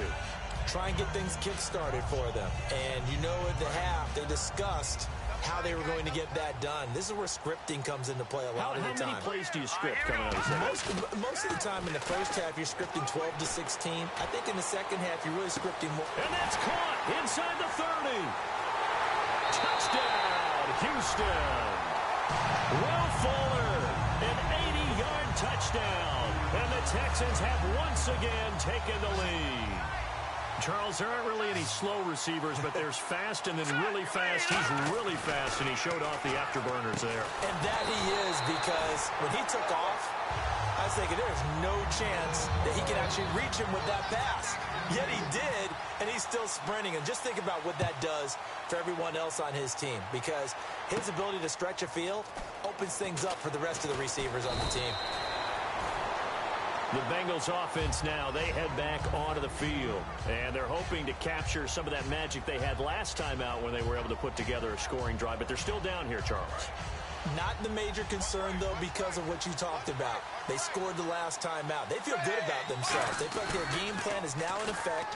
They know how to attack and what plays they want to put together, but they've got to keep... That's caught inside the 20. And he'll be down deep in Houston territory. A big play. Dalton to his favorite target, Green. 68 yards. Possible run anticipation here as the D-line sandwiches together. passing. It's Dalton. And he'll take this into the end zone for a Bengal TD. Tyler Eifert, a 7-yard touchdown grab. And the Bengals are once again going to retake the lead. And he knocks it through. Now Bullock will send this one away after the touchdown. This is taken about 7 yards deep.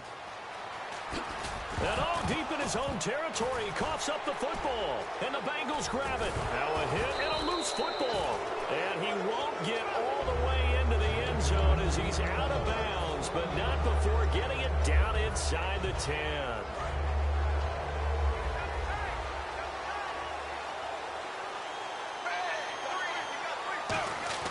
Here's Dalton.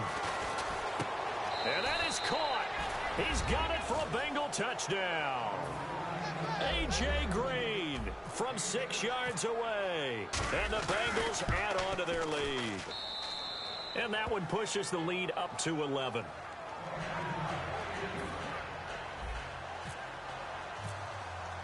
Now Bullock will send this one away after the touchdown. This is taken about 7 yards deep. And with the new rule, that decision to bring it out will cost him about 5 yards as he only gets to the 20. The Texans offense now, they get set to head back onto the field. And last time the formula was pretty simple. One play drive, long pass. That maybe they just want to do that again, right? And that's exactly how you want to draw things up. Whether it's on your grease board, right, in your playbook, one play drive is exactly. And now another turnover as this one's intercepted. Picked off by Adam Jones. And his guys are going to take over at the 39-yard line. Cincinnati now ready to take the field. And that recipe on their last drive that resulted in a touchdown looked pretty good, so they'll be hoping to do that once more. And it takes me back to when we sat with the offensive coordinator and the head coach. They felt pretty good about their game plan and thought there were some holes in the defense, and they exploited them the last time out. Let's see if they can come back and put together a similar drive. And we'll see if they can do just that. You know what I want to do right now while we have a moment? I want to hand out Charles Davis's hardware for top performers week 14. Okay, if we're going to do that, can we start with Le'Veon Bell with the Pittsburgh Steelers? Sure, Warren. 236 yards on the ground, ended up with 298 overall in the snow in Buffalo, and led his team to a win. Who else you got? I know you like Vic Beasley. That's caught inside the 20. And all the way in for a Cincinnati score. A.J. Green with now his second touchdown of this third quarter. And the Bengals are able to grow their lead.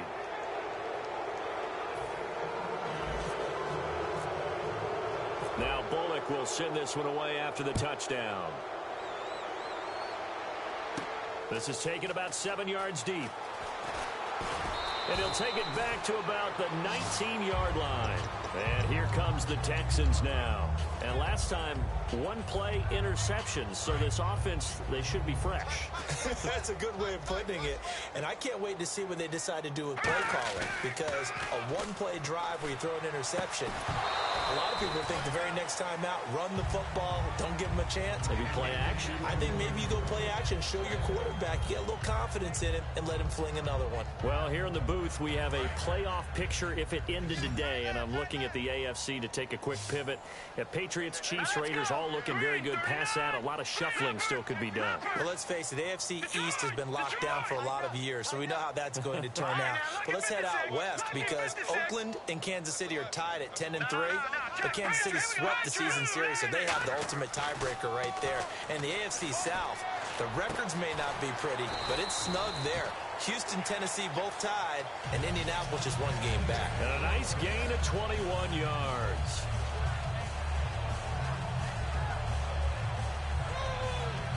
So the offense has it 1st and 10. Miller, the lone setback. Now a play fake here on 1st down. He was looking for Keith Mumphrey that time, and that'll bring up 2nd down.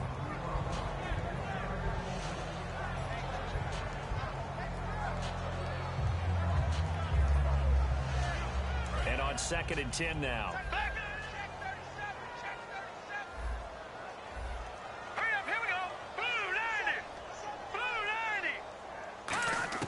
To throw again is Osweiler. Oh, the ball comes out on the hit, but they'll will say it's incomplete. We just saw another example of really good defensive football, which has led to the cushion that they have in this game. Got to him once again, knocked him on the ground, forced an incompletion. Yeah, they've set the tone. It's one thing to set the tone, another to come in here on the road and set the tone. So a second down incompletion now brings up third down. Again, Osweiler. Then he's got the completion to Hopkins. It'll be a gain of 16 and give him a first down as well.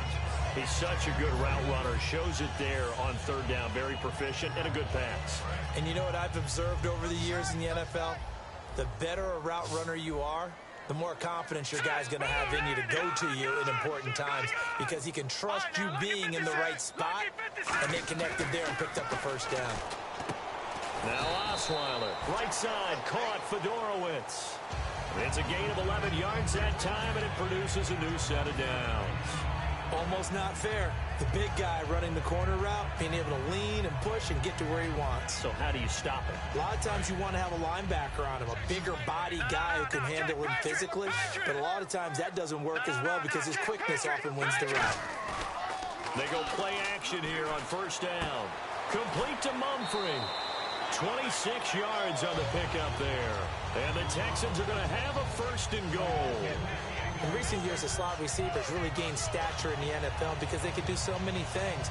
Yes, they can line up wide like your normal wide receiver, but to have that kind of courage and toughness to run routes in the middle of the field and become dependable targets for their quarterbacks and move the sticks, those guys are worth their weight in gold. Setting up the screen for Miller. And he's going to be brought down just shy of the 5 at the 6. They hold him to only 2 there on the screen. It's second down.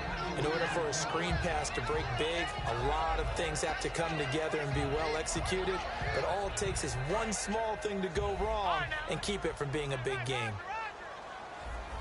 They come out here in the eye. 6 yards still to go here on second and goal. And he's going to get him about 3 yards closer. He's down to about the 2. Well, you'd have to stretch for this one. This is 4-down territory. They've got to get it in with the deficit that they're facing. Absolutely. It's not the fourth quarter, but still, I think you can't be thinking 3 here. No, if you do that, you might as well go ahead and fold up on this one, but I don't think they're built like that. No movement from the field goal unit. They've got 4 full yards to go here on 4th and goal to hit pay dirt, but they're going to go for it.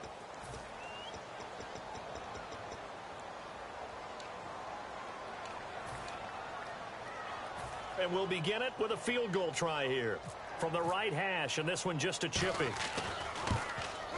And Novak's kick is good, and that'll get the deficit down to 15. All right, so it's getting late in this one. Now, you could argue that they needed to get back within 2 scores, and they did indeed do that, but they still face a pretty uphill battle. Yeah, even with the field goal here, it's going to take 2 fourth-quarter touchdowns now to get back in it, and that's going to be a tall order against this defense. The Bengals getting set to go, and they will simply, Charles, be looking to duplicate what they did last drive when they were able to push it in for 6. And they hope it'll be that easy, right, to be able to take exactly what happened before, replicate it. They may have to make a few additional changes along the way because I'm sure the defense will make some adjustments, but they've got to have... There goes Jeremy Hill. And all the way in for a Cincinnati score. Jeremy Hill, 77 yards. And the Bengals add on to their lead. And the lead opens up now to 22 points. Now Bullock will send this one away after the touchdown. That's fielded in the end zone. Oh, a nifty juke there. Not much fun for a guy trying to tackle him.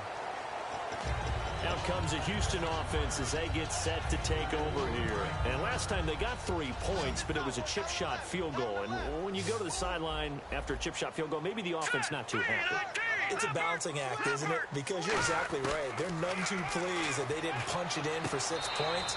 But you also have to remember, they did put points on the board. 3 points is 3 points. And in this league, you take points when you can get them. Not easily done. I do have to admit, I like it when it all comes together. When the top part, catching the football, right, whether you're catching it with your hands or cradling it, comes together with the legs, in this case, the feet, doing a little toe tap to stay in bounds and complete the catch. Yeah, great job by our crew on the camera shot. Love when you see the grass or on the field turf, those rubber pellets flying up. Great catch. Osweiler finding time. And that one goes incomplete. He's maybe lucky it wasn't a fumble as he got hit as he threw it. Well, that's the type of pass play that you need to wait for routes to develop. You need a little time in the pocket, but that's hard to do when you got people in your face. And the offense looking to pick up the first down after the second down incompletion.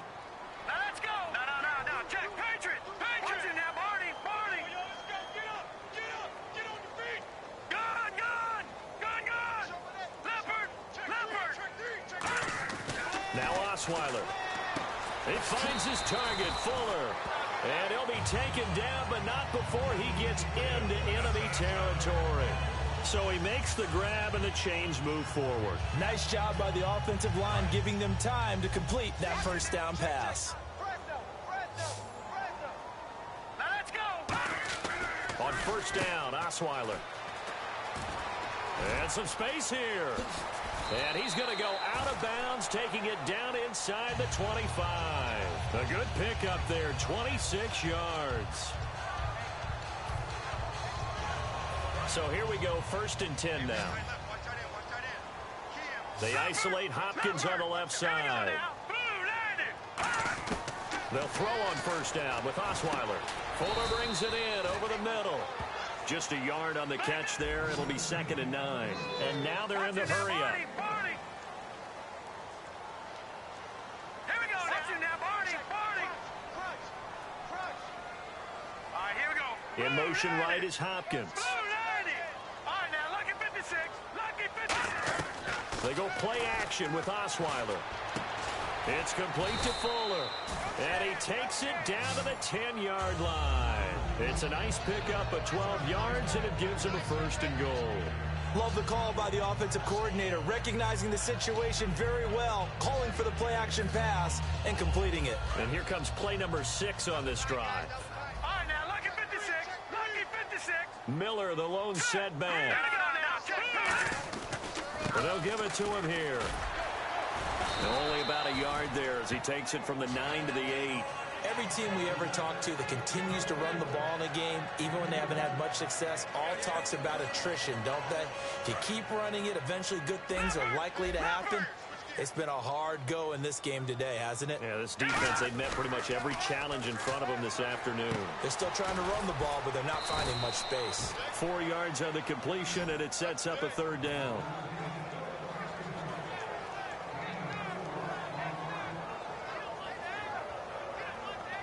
They gotta have 6 here. It's 3rd and goal.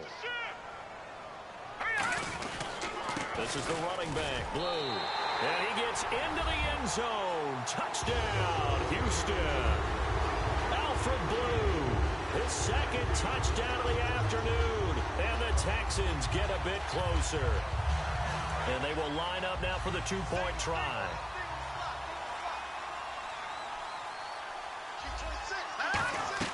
Osweiler's going to throw. And he's going to be intercepted a 3rd time. A great read, and it's picked off. And a big turnover there as his guys will get the football back. Now it's Novak on. He'll send this one away following the touchdown. This fielded a few yards into the end zone. And he'll take it back to about the 19-yard line. Now this Bengals offensive unit ready to see what they can do here. And coming off a one-play drive that was so deflating for the defense, what's their mentality? How do they rally here and stop this offense? Well, hopefully there's some determination that sets in because they weren't ready to go on the last one. Give all the credit to the offensive guys for getting it done, but... And that's caught inside the 35. And all the way in for a Cincinnati score. A.J. Green, 81 yards. And the Bengals are able to grow their lead. And they're able to up the lead by 1 more.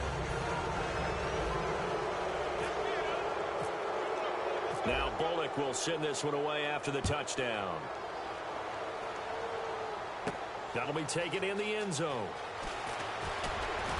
And he's able to get it across the 20, but not by much, as he's marked down at the 21-yard line. And the Texans set to come onto the field. Last time they were out, they scored. Still trailing here, though, so some work to do. But it's okay in terms of mindset. Because they scored the last time, they're not quite as worried about being down on the scoreboard because now their confidence is a little bit higher. They feel like they've got something going, and they feel like they can attack again and put more points on the board. Are you scoreboard watching if you're the offense, or are you just focused on this drive? We wouldn't be telling the truth if we said that they didn't scoreboard watch. Everyone does it to some extent. But you've got to set it aside right now and just focus on this series. That'll take care of the scoreboard if they punch it into the end zone. They isolate Hopkins on the left side. They go play action here on first down. Backing up. Now the ball's out. Osweiler lost it.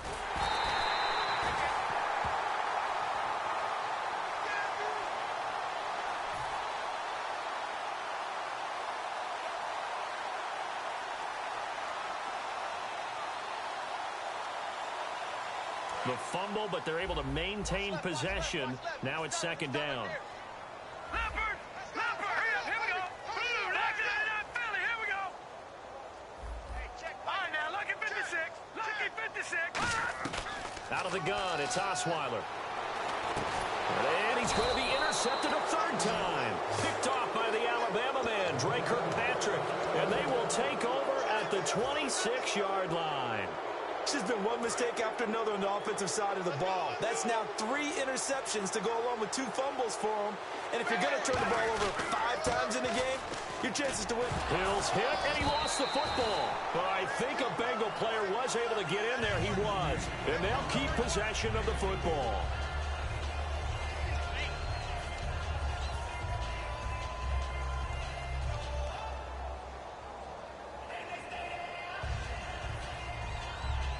A near turnover, but the offense recovers it. Now they'll try to regroup on second.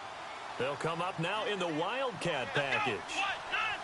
And out of the Wildcat, it's Hill.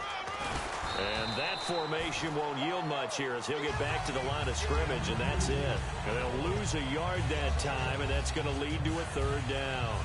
Yeah, let me puff out my chest a little bit, even though I'm not rooting for either team. That was a really nice defensive play. It's awfully fun to watch, even in an offensive game. Now they'll run it on the toss. And he picks up the first down yardage as he takes this one down to the 15. It's a 10-yard pickup, and it moves the chains. Well, I'd say that run's pretty emblematic of what we've seen all day long. No matter what they've done on offense, this offensive line has controlled the line of scrimmage, given them time to throw it, run it, do whatever they wanted. That's why there are points up on the board. And right now, the psyche of the offense, we're in control, and we can do whatever we feel like doing out here on the field. All defenders get tired of hearing about their lack of hands and why they're playing defense instead of offense. But in this situation, it was the hands that made the play. Batting the ball away on an attempted touchdown pass, excellent job. Way to knock it down. Oh, passing it. Dalton. And he can't hang on. That's definitely going to be one he wishes he had back. Incomplete in the end zone. Today's NFL, these big guys are featured receivers. They move all over the place to try and find good matchups, and they had one. They were just unable to complete the pass. Third down, a shot here for Dalton. And he's got it. Touchdown, Bengals. A.J. Green, a 14-yard touchdown. And the Bengals use the short field to their advantage as they cash in for 6. And the lead will grow by one more.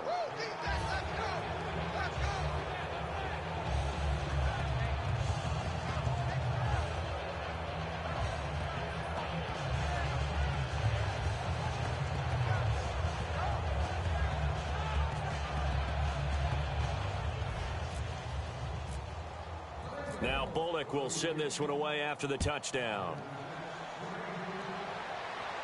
That's fielded in the end zone. And he'll get it up past the 20 to the 22-yard line. And now out comes Houston. They're down big here late. I don't know. You just one last drive here for pride? Some people like to do that. I remember playing for a guy once. We were down huge, and someone said, "Coach, what do you want to call?" He just waved a hand like, "Who cares? Let's get out of here and do something some other time." But some teams like to do something at the end to feel really... Nowhere to escape, and he goes down. That one will set him back nearly 10 yards here on first down on the sack. He was trying to keep his eyes downfield. Nobody came open. He's trying to do everything that he had been taught, right? Every bit of the technique. But if no one's open, there is no technique except make sure you hold on to the ball as you go to the ground when you're getting sacked. And able to get this across the 20 before going out of bounds. I know most of the time when the ball's in the air, you're thinking wide receiver, tight end, but running backs, they can be a big part of any passing offense nowadays. 3rd and 11, 5 in the secondary now. Nickel look. They'll run it now out of the gun. And he'll get to the 29-yard line, brought down there. The offense is not leaving the field. They're going to stay out and go for it on 4th and 3. And that's the kind of run that gets everyone excited on offense. And, you know, oftentimes the guys who carry the ball are the ones in the huddle doing the chirping. Right now, I think it's the offensive line telling them, run it again. We are right there about to break a big one. And out now, here come the Bengals. They take over with great field position. They've got the big lead. Most would say they should kneel it, but the key word there is should. You never know here. You never know. That's the exact play that should happen. But some people like stats. You know, some people like to put more things up on the board, but kneel down is usually the right play here. We'll see what they do in this situation. A gain of 3, 2nd down. Partner, you know I love to point out when teams break tendency and do something a little bit different from the norm. But when you run the ball in the first play of the drive, that's not a tendency breaker at all. That's just trying to establish yourself as you move forward. Well, Charles, it's one thing to win. It's another thing to win and put up the amount of points that they did. Boy, were they clicking on offense. They can't help but feel great about themselves, can they? I mean, what a game to put up that number of points, continually feel like they're moving the ball and things are working and clicking. They think that they can bottle this and carry it with them. And as an offensive coordinator, you just don't think you can do anything wrong. Whatever you call, run, pass, it's all going to work. That's called being in the zone.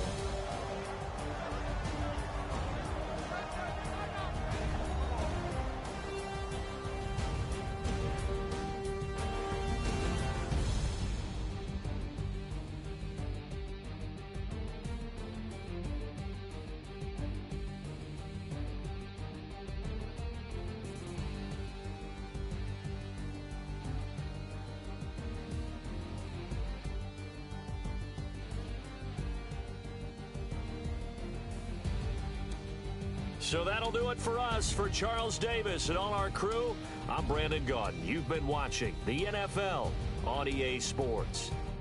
So long from Houston.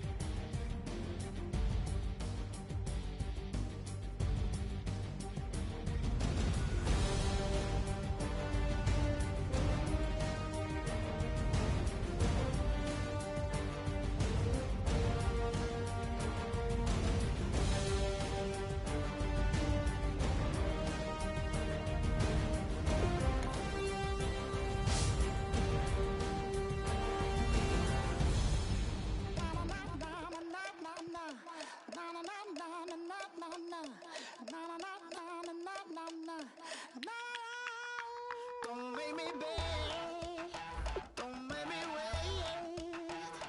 I need a hold in the darkness of the night. And when I stray, show me my place. You are my shelter, baby, let me feel your light.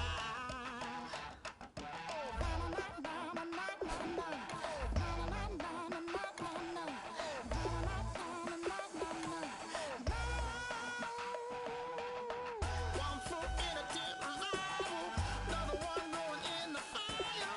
Only one that can save me now is you.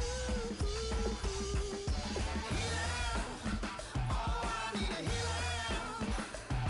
I can feel it now, I can feel it now. Got to get it up now. Healing, oh, I need a healing. I can feel it now, I can feel it now. Got to get it up now.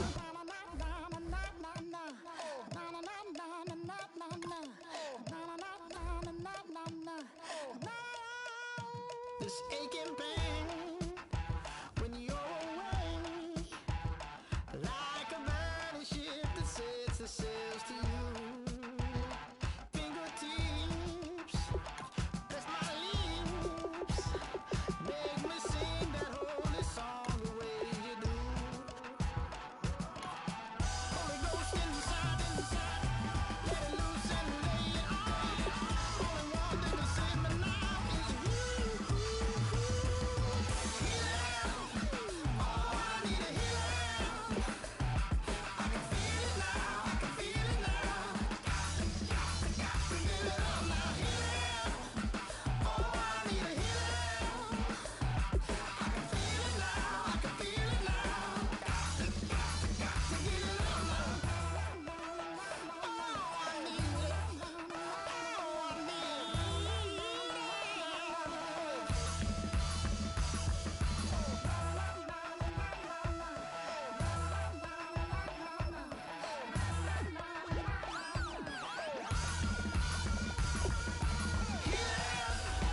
Oh, I need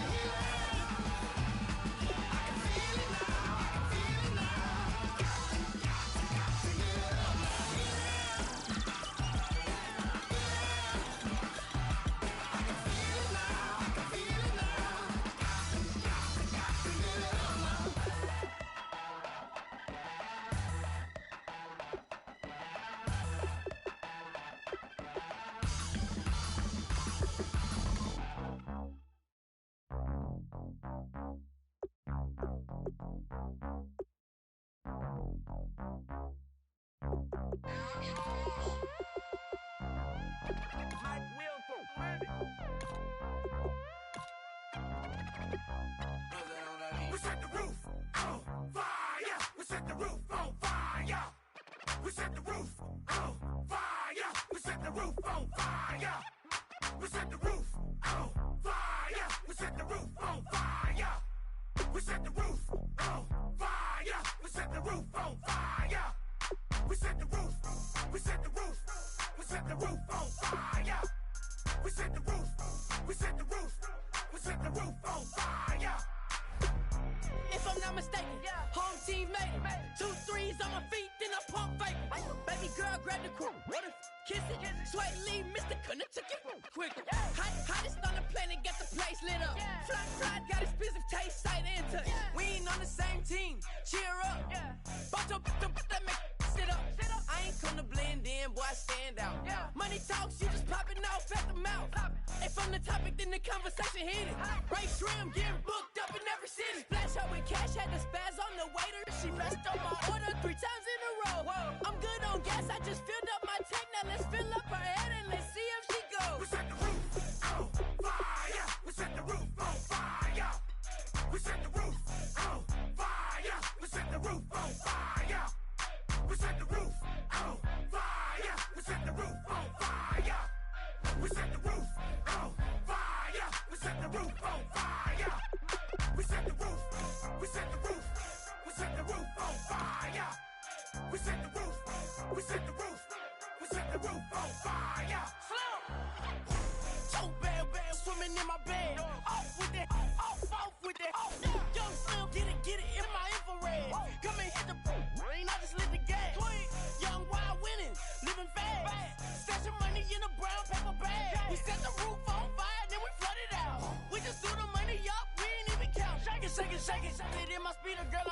messing up my speech. I'm $1 million player, baby, nothing's at my reach. I'm $1 million, like I hit the lottery. Splash her with cash, had to spaz on the waitress. She messed up my order 3 times in a row. I'm good on gas, I just filled up my tank. Now let's fill up her head and let's see if she goes.